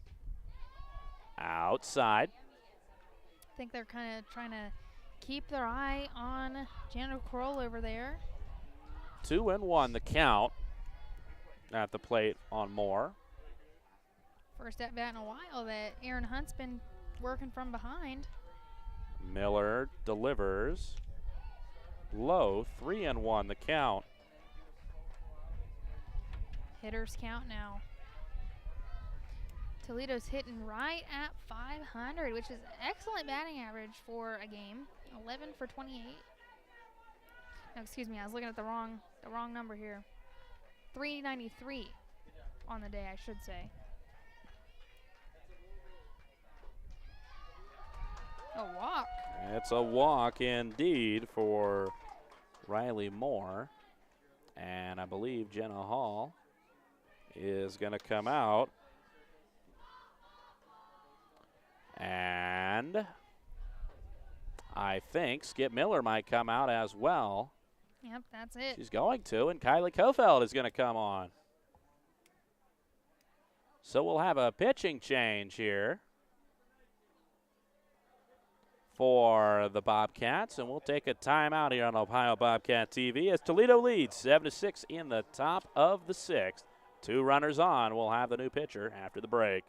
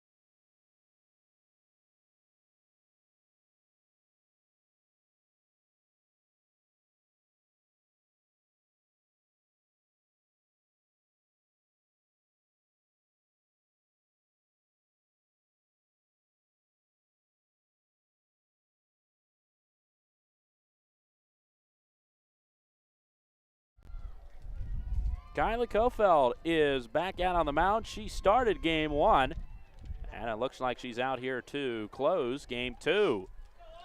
Kofeld in game 1 of today's games. Got the loss, pitched 4 1/3, 8 hits, 7 runs, only 3 of them earned, 2 walks and a strikeout. Only 69 pitches. As that first pitch, a strike. Strike with a lot of movement. And I mean, wow, Toledo's up by 1. I think maybe a little bit of a change of pace right here is what they need. Perhaps. Aubrey Reed is the batter at the plate. Reed on the day is 0 for 1 with a sacrifice bunt and a walk. That pitch outside, 1-1.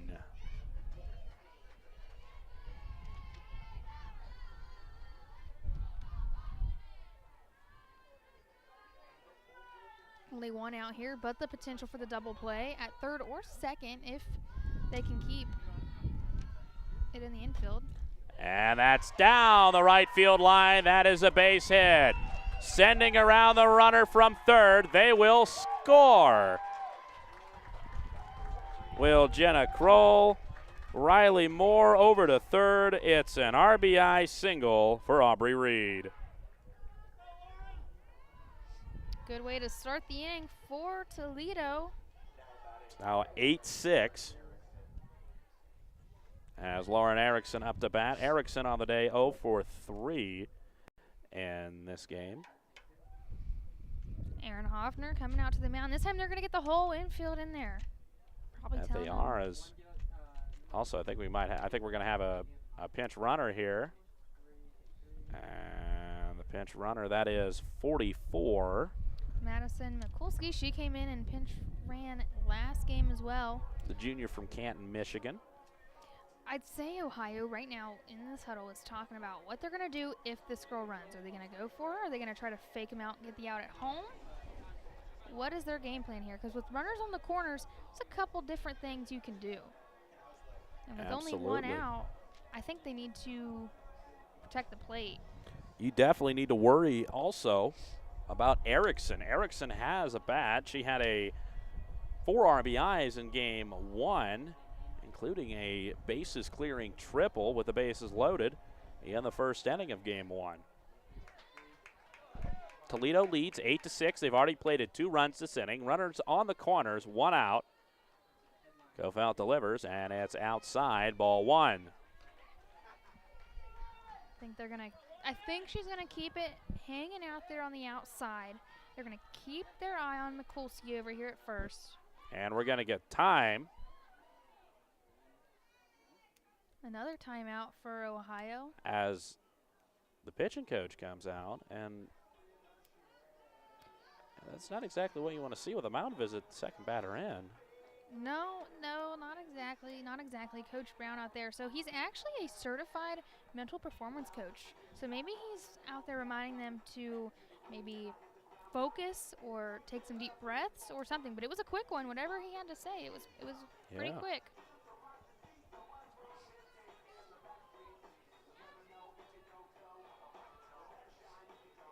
One ball already. Runners on the corners. 1 out. Toledo leads 8-6.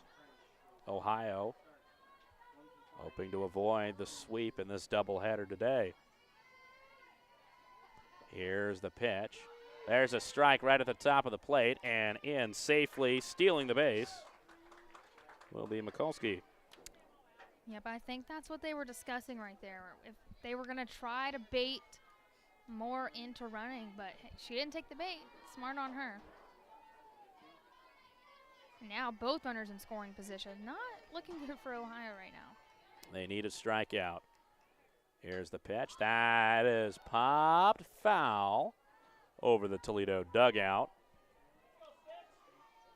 Count goes to 1-2.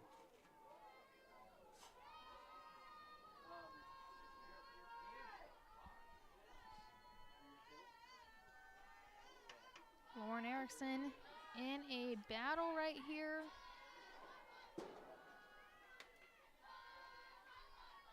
Here's the pitch. And it's up the middle, a base hit. 1 run will score easily. Logan throws it in, and they will keep Mikulski at third. That was a hard hit ball, just right on the ground. It didn't even take a hop. It just spun right there on the ground through the whole time. So it's an RBI for Lauren Erickson. That's now her 20th RBI on the season. And up to bat now, Kendra Vanderlucht. 9-6 now, Toledo leads. Vanderlucht 0 for 3. She struck out looking, had a pop out to the shortstop and a ground out to second. Pitch is outside, 1-0. Middle infield playing in yet again. I think they're going to try to bait that run home again. Still only 1 out.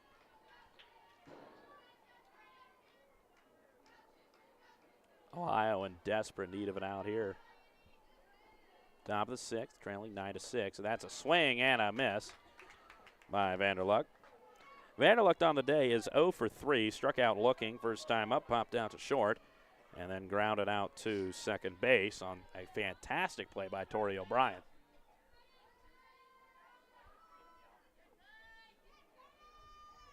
Yep, they got the middle infield pulled in for this one.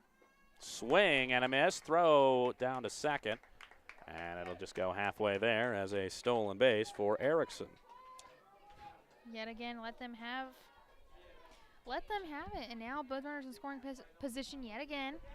Seeing the same thing as the last batter. 1-2. It's a huge at-bat right here. A huge out that Ohio needs. Here's the pitch. Ball low. Low and outside. And counts 2-2.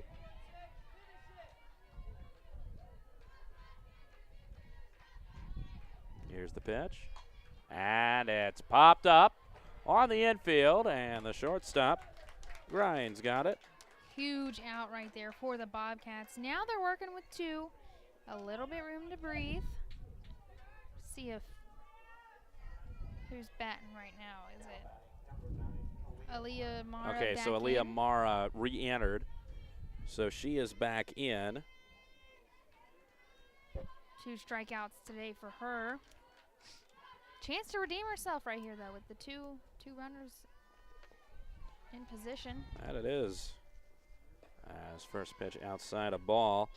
Mara did have an infield hit and flew out. She was 1 for 2 against Kofelt in game 1. An infield single and then a fly out to center field. 1-0 the count. Here's the pitch.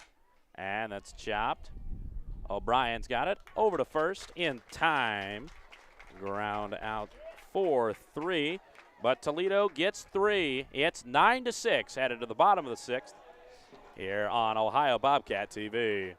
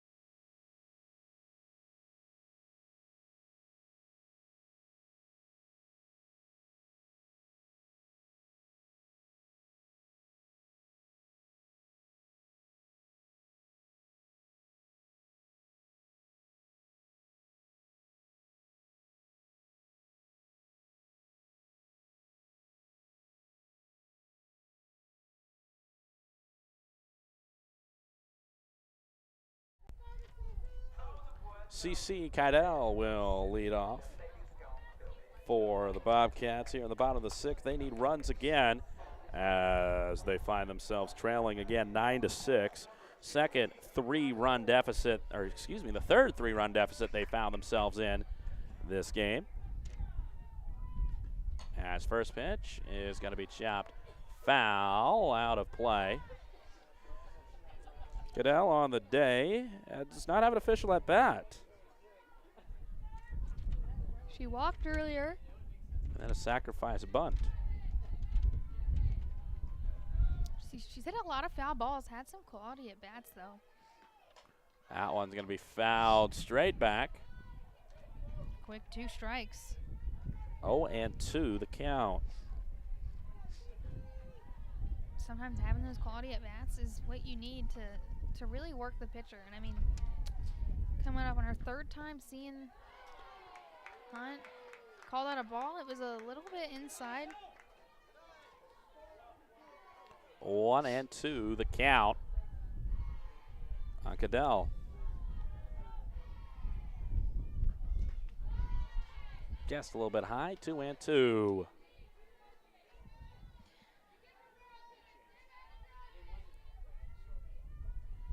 She likes to stay in there working, get a lot of foul balls. She struck out 19 times on the season.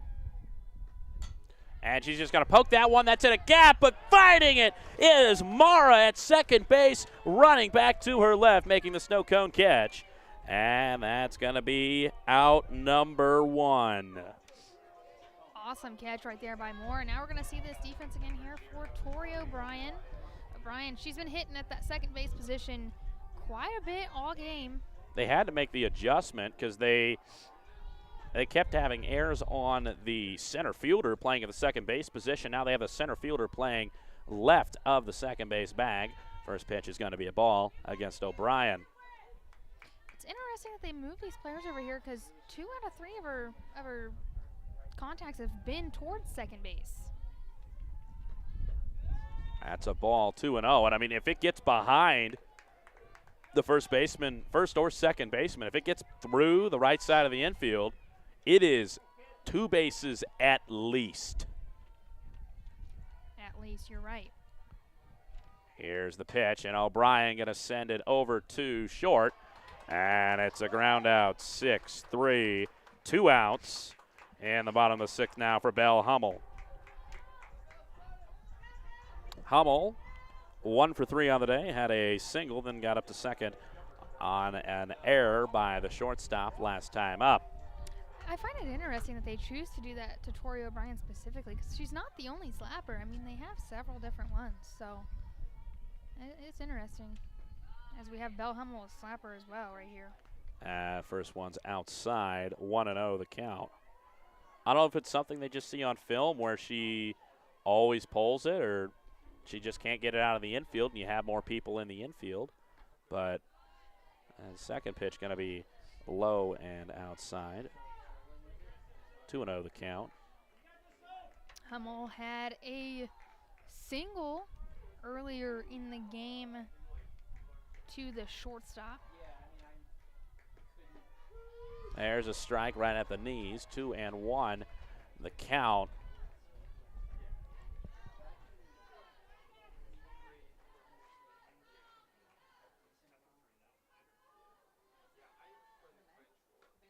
And Hummel will slap hit that, and that will just bounce harmlessly into the Ohio dugout. And the count evens at 2-2. The freshman from Lakota West High School. Here's the pitch, and Hummel through. That's a base hit. Pass Griffith's outstretched glove. It's a single, and a much-needed one as Ohio tries to get a 2-out rally going. Yeah, 2-out rally is what they need here with Yaz Logan. They're back to the top. Yaz Logan is back up to bat. She had a single in the first inning. She flew out in the second and then had a strikeout in the fourth. Here's the pitch. There's a strike right on the outside of the plate, and we're going to have a lot of chirping from Ohio's dugout on that. 0-1 count as Logan will send that one. Got a hold of that one, but a little bit late on the timing, and quickly down to the count. 0-2.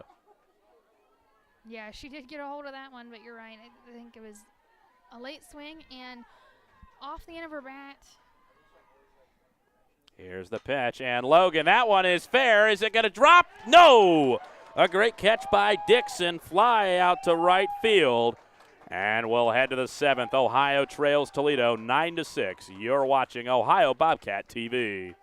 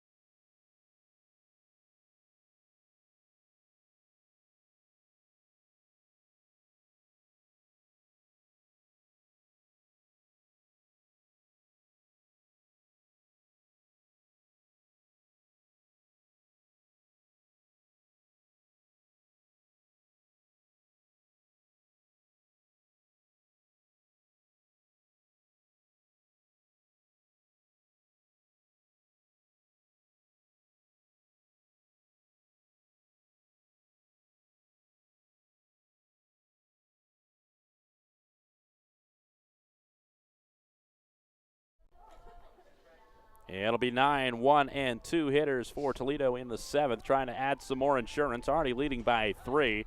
Sydney Griffith will lead it off, a sophomore from Ashtabula. I think it's Ashtabula.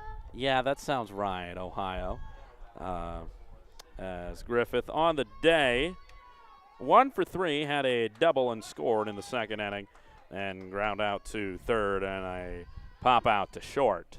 Here's the pitch, and she's going to foul that one into the net. 0-1 the count. Well, you know, Ohio, some of their stuff isn't pronounced the way it might look. So if we got it wrong, no judgment, no judgment.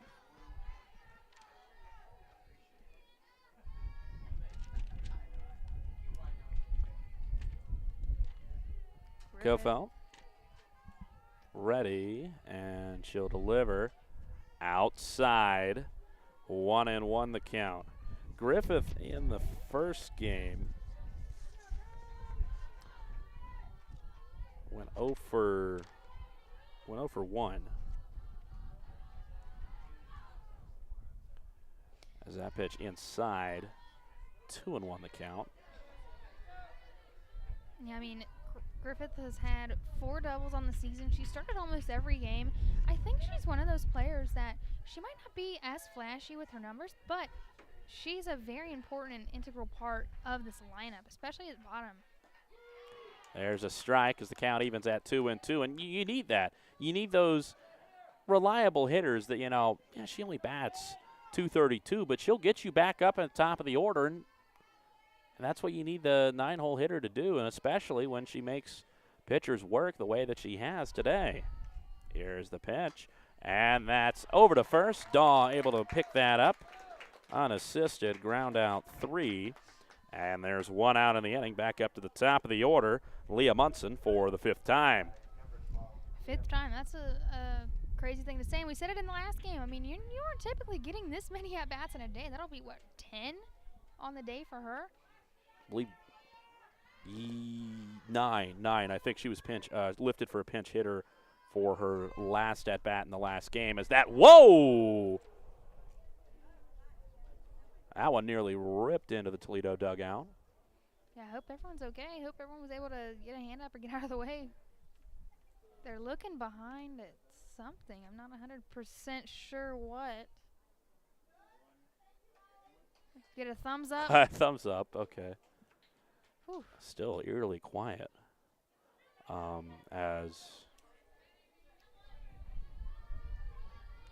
mean, that's never want to see a liner headed in that direction.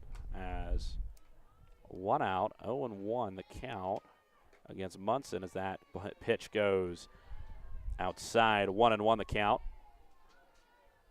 Yeah, you're right. 9 at-bats on the day. Crazy ride, and I mean today already she's had a double and 2 singles, like 3 for 4. Last time ground up to short. She might do that again here. Throw over, safe, an infield hit. I think Sid Grine out at short was a little too slow transferring that one into her hand. She tried to muscle it up, but just not in time. So for Munson, that's going to be 4 hits for the game. 4 for 5 now. As Anna Dixon up to bat. Dixon 2 for 4 on the day, scored 3 times out of a pair of doubles, including 2 RBIs on her first double, and then also reached on a E1. That one lifted deep right field. It's off the top of the wall, and it came back in. And we'll see what that is. It's a double at the moment. I think it might be considered a stand-up double.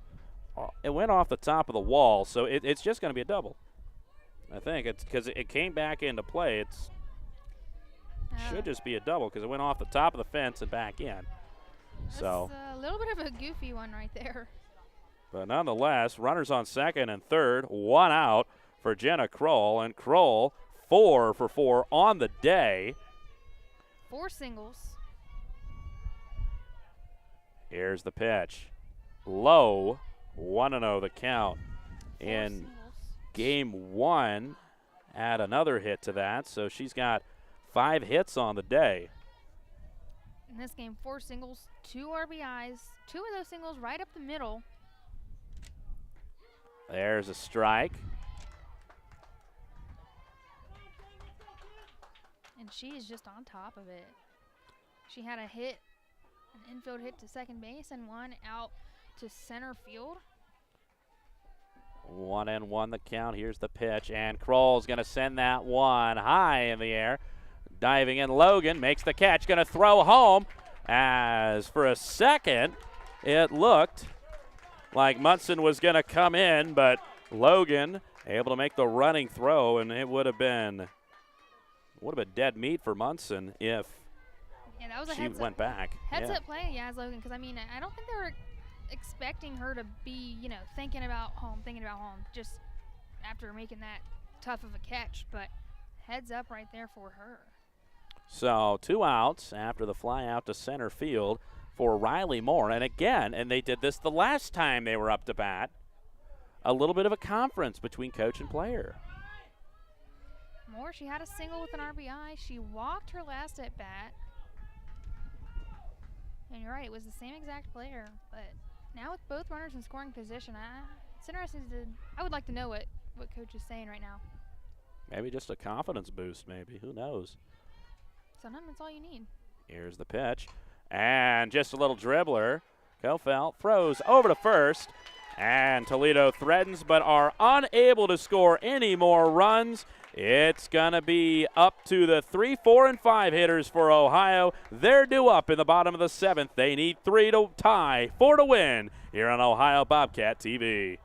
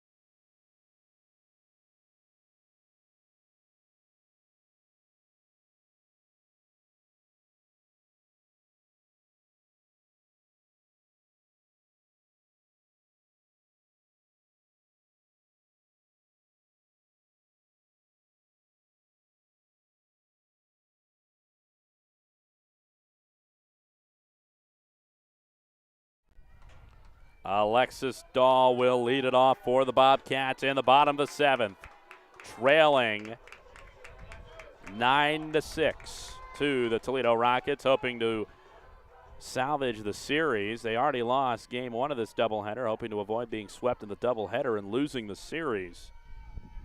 Here's the pitch. There's a strike. 0-1 the count on Dahl. It all comes down to these final 3 outs. Dahl with a single to left field earlier in the game. That pitch low and outside. 1-1 the count. Been a really solid day for Aaron Hunt. Got roughed up in the first few innings, but really reined it back in the last few. That pitch outside. Yeah, she shut them out from the 4th inning on, and it was looking pretty similar on the flip side, but Toledo scoring those 3 in the 6th really pushing ahead. Here's the pitch. And it's a chopper up the middle. Going to be a tough play, and unable to make it will be Griffith. It'll be a single for Alexis Dahl, as Griffith had to run over across second base to try to get that one and was unable to do so. And so a run will be on for Emma Hoffner. Alexis Dahl, she's had a lot of those choppy hits today, and I mean, it's been working for her. She usually is more of a power hitter, but sometimes just getting it, chopping it, making it hard to make plays, it's really been working in Alexis's favor today. First pitch, low, a ball, as Hoffner walked her first time up and scored, then a sacrifice bunt in the 3rd, and then flew out to right field to end the 4th inning. Here's the pitch. High, and it's going to get past Aubrey Reed. So up to second will be Dahl as that pitch high. And we're going to get time and a mound visit for Toledo. It's officially a wild pitch. But a runner in scoring position, nobody out. And this is where another problem with their pitching depth for Toledo. Yeah. They don't have anyone else to throw in there. I mean, it's possible they threw Kylie Kofeld back in, but she didn't pitch a whole game. No. Like Sophia Knight did. So I don't think they're going to switch. I don't think they have the ability to switch right now. And I mean, Hunt, she shut him down for. Knight had 103 pitches compared to Kofeld's only had 69. So we'll see. For now, it is still Hunt out in the circle. Hoffner's ready. Here's the pitch. Outside, the ball gets away again. 2 wild pitches in a row. One more of those, and Alexis Dahl may be scoring. And the Bobcat faithful making some noise. Runner on third, nobody out. Bobcats trail by 3 here in the bottom of the 7th. Here's the pitch. There's a strike. First strike of the at-bat. It's okay. 3-1 the count. I don't think Emma Hoffner was going to swing at that one, especially after the 3 pitches that Hunt just threw. Here's the last pitch. Ball 4. It's a walk. There's runners on the corners for Analia Paoli. She's already hit 2 home runs on the day, including a 3-run homer in the first inning. If you're Toledo, I don't think you pitch to her. I don't think you give her the chance. But do you want to load the bases with nobody out? They're in a tough spot. They're in a very, very tough spot. And I mean, Paoli's the tying run here. Lauren Uhas is going to pinch run for Hoffner as Paoli's the tying run. Steps into the box. Sid Grine, go-ahead winner on deck. Here's the pitch. There's a strike. Big lead for Uhas over at first, but she'll walk back. We'll see if they do decide to run. Uhas as the pitch, and Paoli got a hold of that one, but just a little bit late. She's aggressive. You can tell. That one was kind of high and outside. She's got to protect that plate now. She's got to continue the aggression. Home run. She's had a walk. She's had a single. She's got to continue it. The 0-2 pitch. And Paoli out to right, and it's out against the wall. 1 run scores. The other stopped at third, but it's an RBI double for Analia Paoli. Cuts that deficit to 2.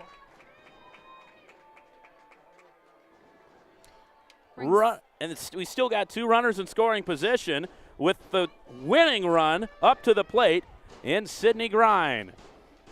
Grine, she had a double earlier with an RBI. And on deck, you got Shelby Wessler. We talked to Coach earlier on in the week, and Coach had one word to describe Shelby Wessler, and the word was clutch. And then last night after the game, we spoke to Coach again, and she looked at us and she said, I told you she was clutch. So I'm excited to see what happens here. 9-7. Toledo leads Ohio. 0-1 count against Sydney Grine at the plate. Nobody out in the bottom of the 7th, and Grine high pop-up coming in. The third baseman will get it. That'll be out number 1 of the inning, and up comes Shelby Wessler. Wessler had a home run against Hunt yesterday, the only 2 runs Ohio scored in the 4th inning of yesterday's 2-1 victory over Toledo. Can she send the Bobcat faithful home happy here? Here's the pitch. Wessler swings and misses strike 1. That one outside, chasing that one, just like Paoli. She's aggressive. She's made for stuff like this. Here's the pitch. Wessler fouls it off, and quickly down to the count 0-2. Wessler Arnie with 2 RBIs today with a 2 RBI double in the 3rd inning. Potentially the biggest at-bat of the year right here for Wessler. And she'll send it into right center field. Tracking over and making the catch will be Dixon. Coming in to score will be Uhas on the sac fly. So an RBI. It's now 9-8. Paoli on third, the tying run with 2 outs. And it's Cece Cadell.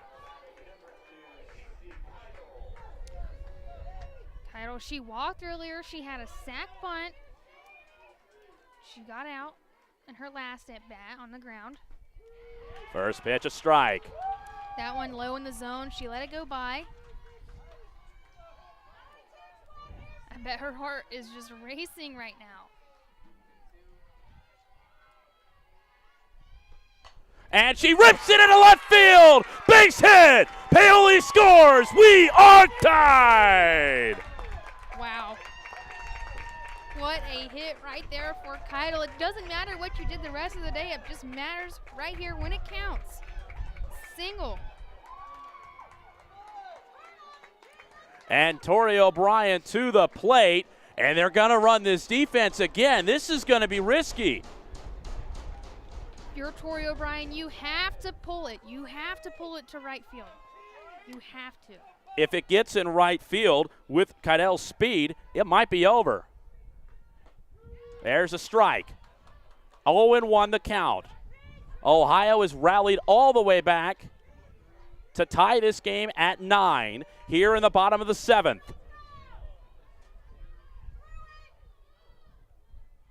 Here's the pitch. Outside! And a pass. Keidel up to second. Runner in scoring position now. Every fan in the stadium's on the edge of their seat. 2 outs. 3 runs already in for Ohio. They need a 4th to win it. Tori O'Brien at the plate. Here's the pitch. And O'Brien, chopper to the center fielder. Throw! She's safe! Throw home! Sliding! Out! But question about obstruction. An infield hit it for O'Brien, but thrown out at home is Keidel. And we're going to extras. Man, My goodness.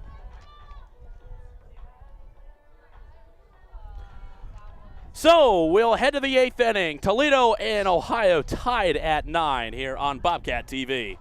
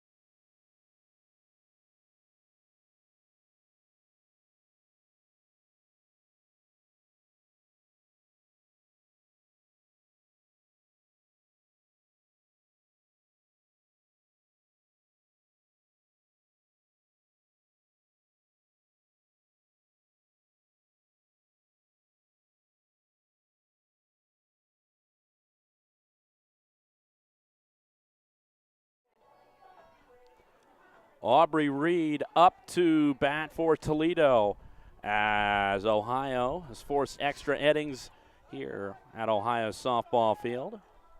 Tied at 9. When we get a chance, let's look around the MAC.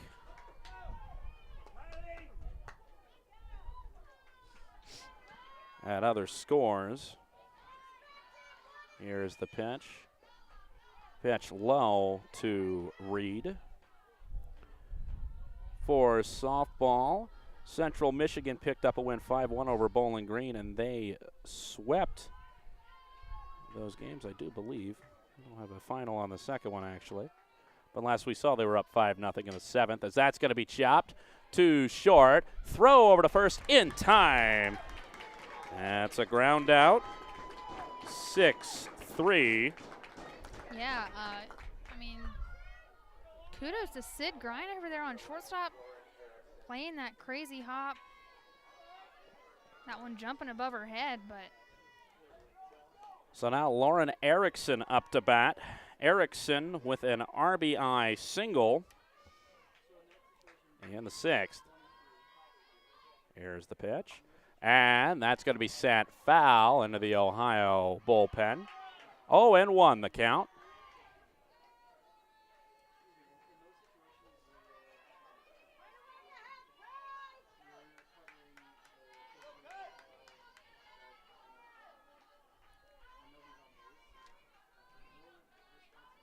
Here's the pitch, and ooh, a ball. Really good plate discipline there by Erickson to lay off that pitch. 1-1 the count.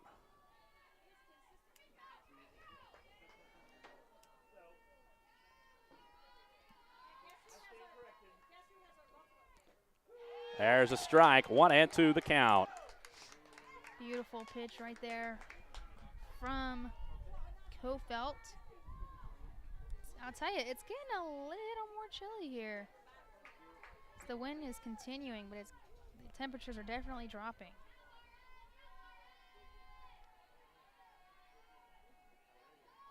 Here's the delivery, 1-2, and it's off the end of the bat, right into the glove of Alexis Daw.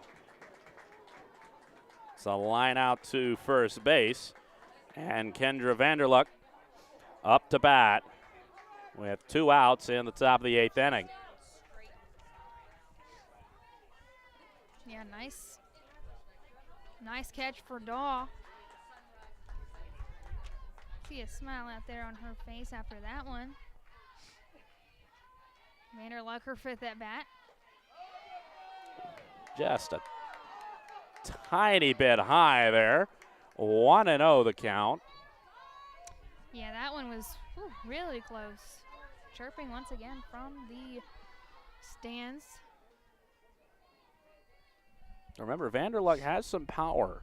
No home runs this season, but did have 26 home runs as she'll pop that one foul out of play. Had 26 home runs in her senior season in high school, which that is tied for 2nd most in a season in up in Michigan High School, the MHSAA. Here's the pitch, and it's a little nubbler. Kofelt over to first. It's a 1-2-3 inning, and Ohio's got the chance to walk it off in the bottom of the 8th. It will be the 1, 2, and 3 hitters in the top of the 8th for the Bobcats as we come back here on Ohio Bobcat TV.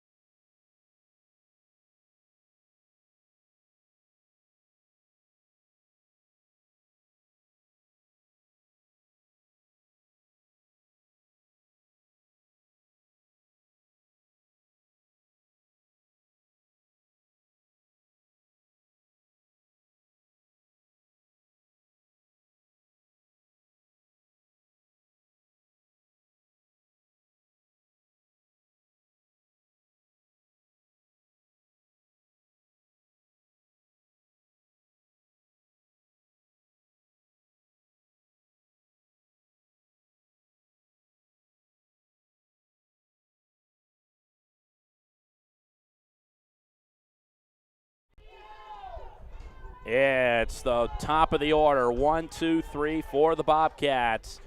Tied at 9 here in the bottom of the 8th. 1 run will do it. Belle Hummel up to bat as she'll chop one through the hole. Tough play for the second baseman. She had her back to the plate. It's an infield single for Belle Hummel to start it off. Beautiful way to start for Ohio. All it takes is one. All it takes is one. Yaz Logan up, her 5th at bat. She had a single back in the 1st inning. She grounded out in the 2nd, flew out in the 6th, and a strikeout in the 4th. A lot of different things she's done today. Here's the pitch. She's going to square to bunt and pulls back in time. It's a ball, 1-0 the count. Aubrey Reed behind the plate, checking on Belle Hummel over there. Doesn't want her to get any further.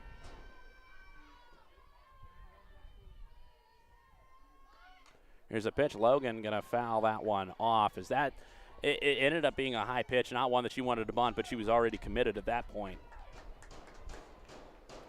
1-1 the count.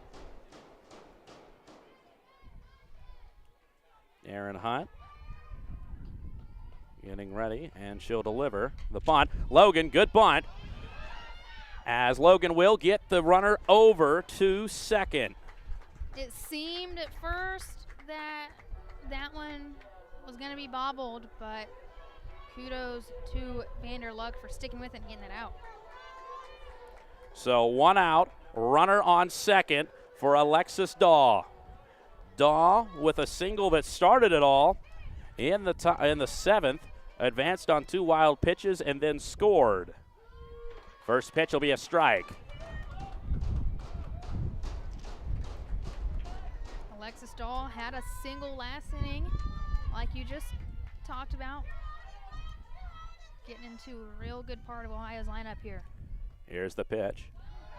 Ball, 1-1 the count. Must have been just a tiny bit outside. Very close.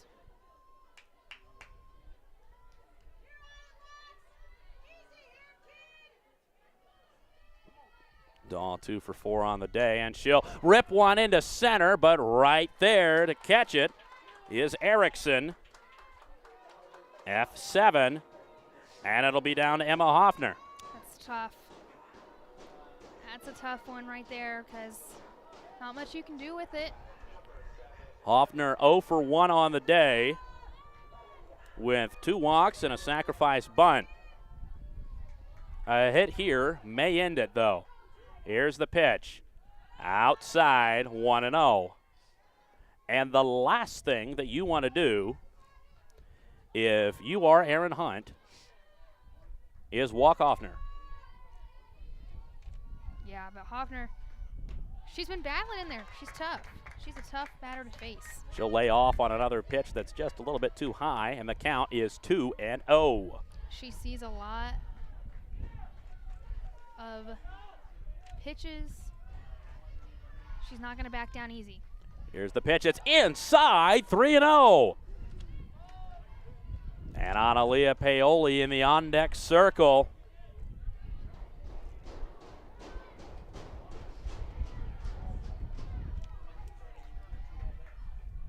The 3-0 pitch to Hoffner. There's a strike. Beautiful strike. I think Hoffner is going to lay off that one no matter what. Still a hitter's count with 3-1 for the sophomore from New Stanton, Pennsylvania. Here's the pitch, and she'll lift it high left field, and it's going to be caught by Munson. So we head to the 9th. Still tied at 9 here on Ohio Bobcat TV.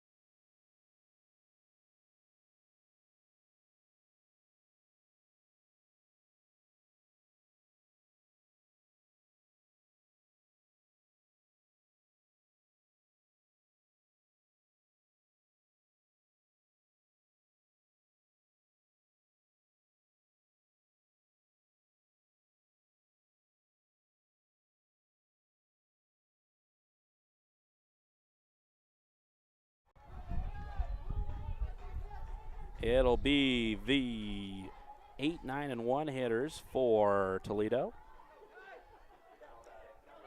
As Aaliyah Mara up to bat. Mara 0 for 3 on the day, 2 strikeouts and a ground out to short.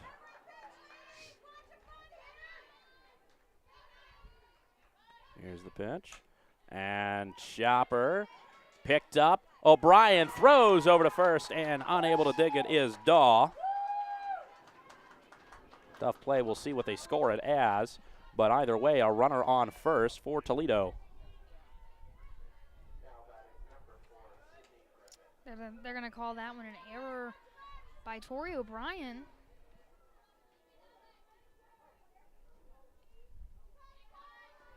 4th error for Ohio today compared to Toledo's 1.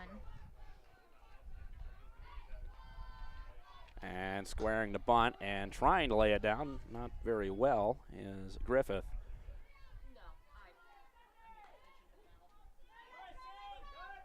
Griffith with a double and ended up scoring a run back in the 2nd inning, and then a pair of ground outs and a pop out.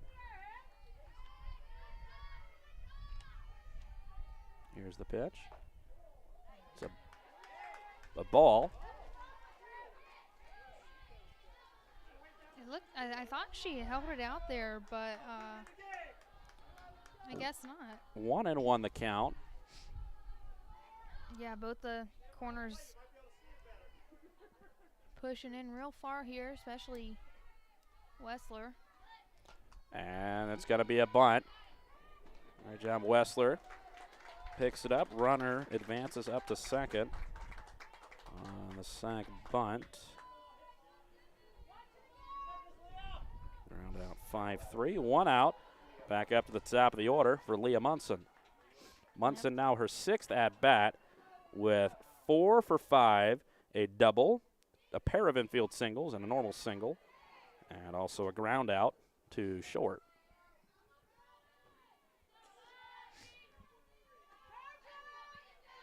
One out now here. Leah Munson all over that one. It'll be fouled off. 0-1 the count. 6th at bat, 9 innings. A long day of softball for both of these teams. Yeah, started at 1 o'clock. That was a good 5.5 hours ago.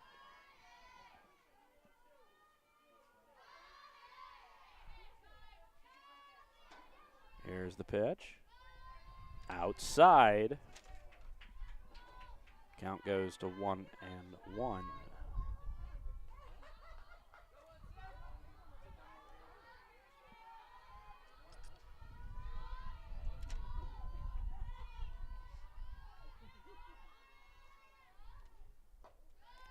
Outside again, 2-1 the count now for Munson. Munson having an awesome day. I mean, 4 for 5. You can't get much better than that, really. I mean, her and the top 3, and Munson, Dixon, and Kroll. 4 for 5 and 3 for 5. So if Toledo wants to score, it's going to have to be right now. Here's the pitch, and it's lifted into left field, and making the catch will be Sydney Grind, moving over from the shortstop position, making the catch right by the line. That'll make it 2 outs now. 2 outs. Anna Dixon, who is 3 for 5 with a double in the 6th, double in the 7th, a double in the 2nd. 2 RBIs on the day. And we're going to have a mound visit. Looking at the amount of pitches by Kofeld, she's got 44 pitches in this game. Yeah, I was going to say, she had 69 in the first game. So you combine those up, that's over 100. And I don't know how many exactly you want her to have completely, is 113 pitches overall. I will say one thing that helps Ohio in this regard is the fact that they don't play until the 5th, next midweek. Well, and they also had a 9-day break leading up to this. I mean, we touched on this a lot throughout the game yesterday, but they hadn't played for 9 whole days. They get an 8-day break after this one as well, as they get travel to Western Michigan. That series starts May 5th. That's their last regular season, or excuse me, no, that's Toledo. No, Ohio's got one this weekend at Western Michigan, so do got to be cognizant of that. There's a strike on the outside. 0-1 the count. I think right now they just need to do whatever they can to just get out of it.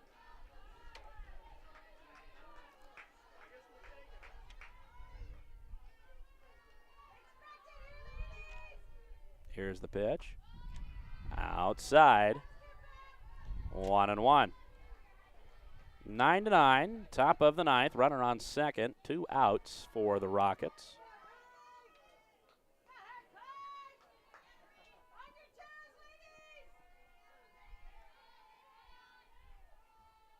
Here's the pitch. Outside again. 2-1 the count.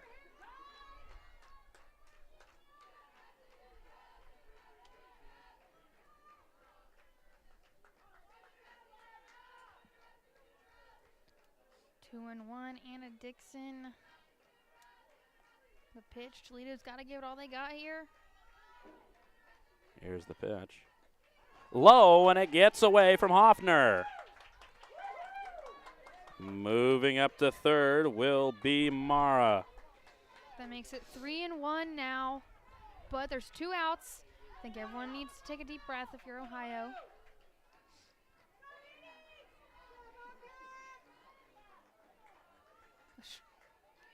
A couple strikes or even a grounder could end it in this inning. In the top of this inning, I should say. Here's the pitch. And it's ball 4. Not what you wanted to do if you're Ohio. Not at all. But it's not over yet.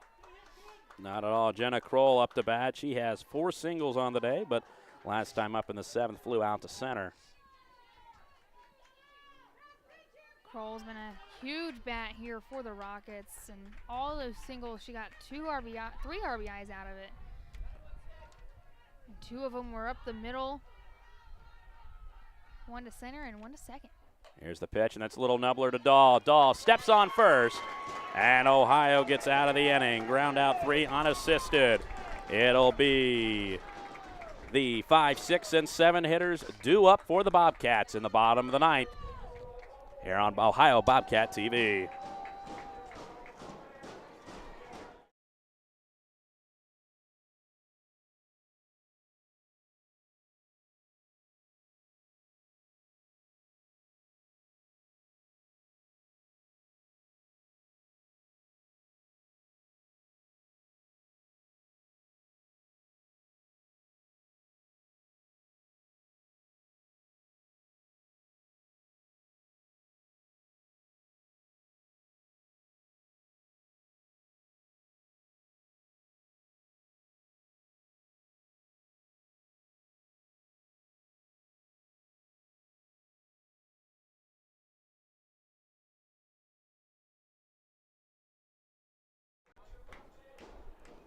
Sophia Knight back in for the Rockets.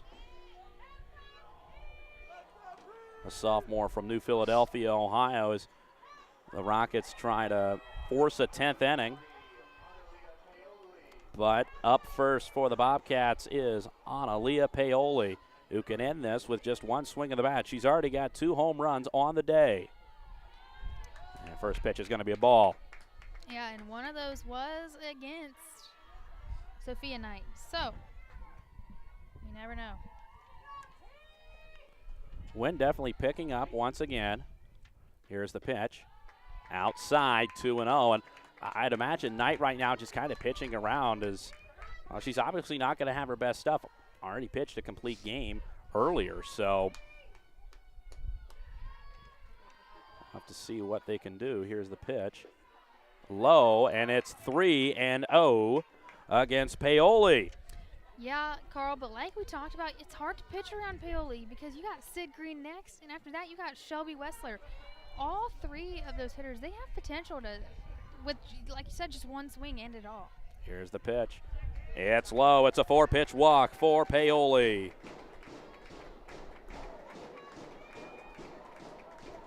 And that'll bring up Sid Grine. Grine 1 for 4 on the day, had a 1 RBI double. Yep, back in the 4th.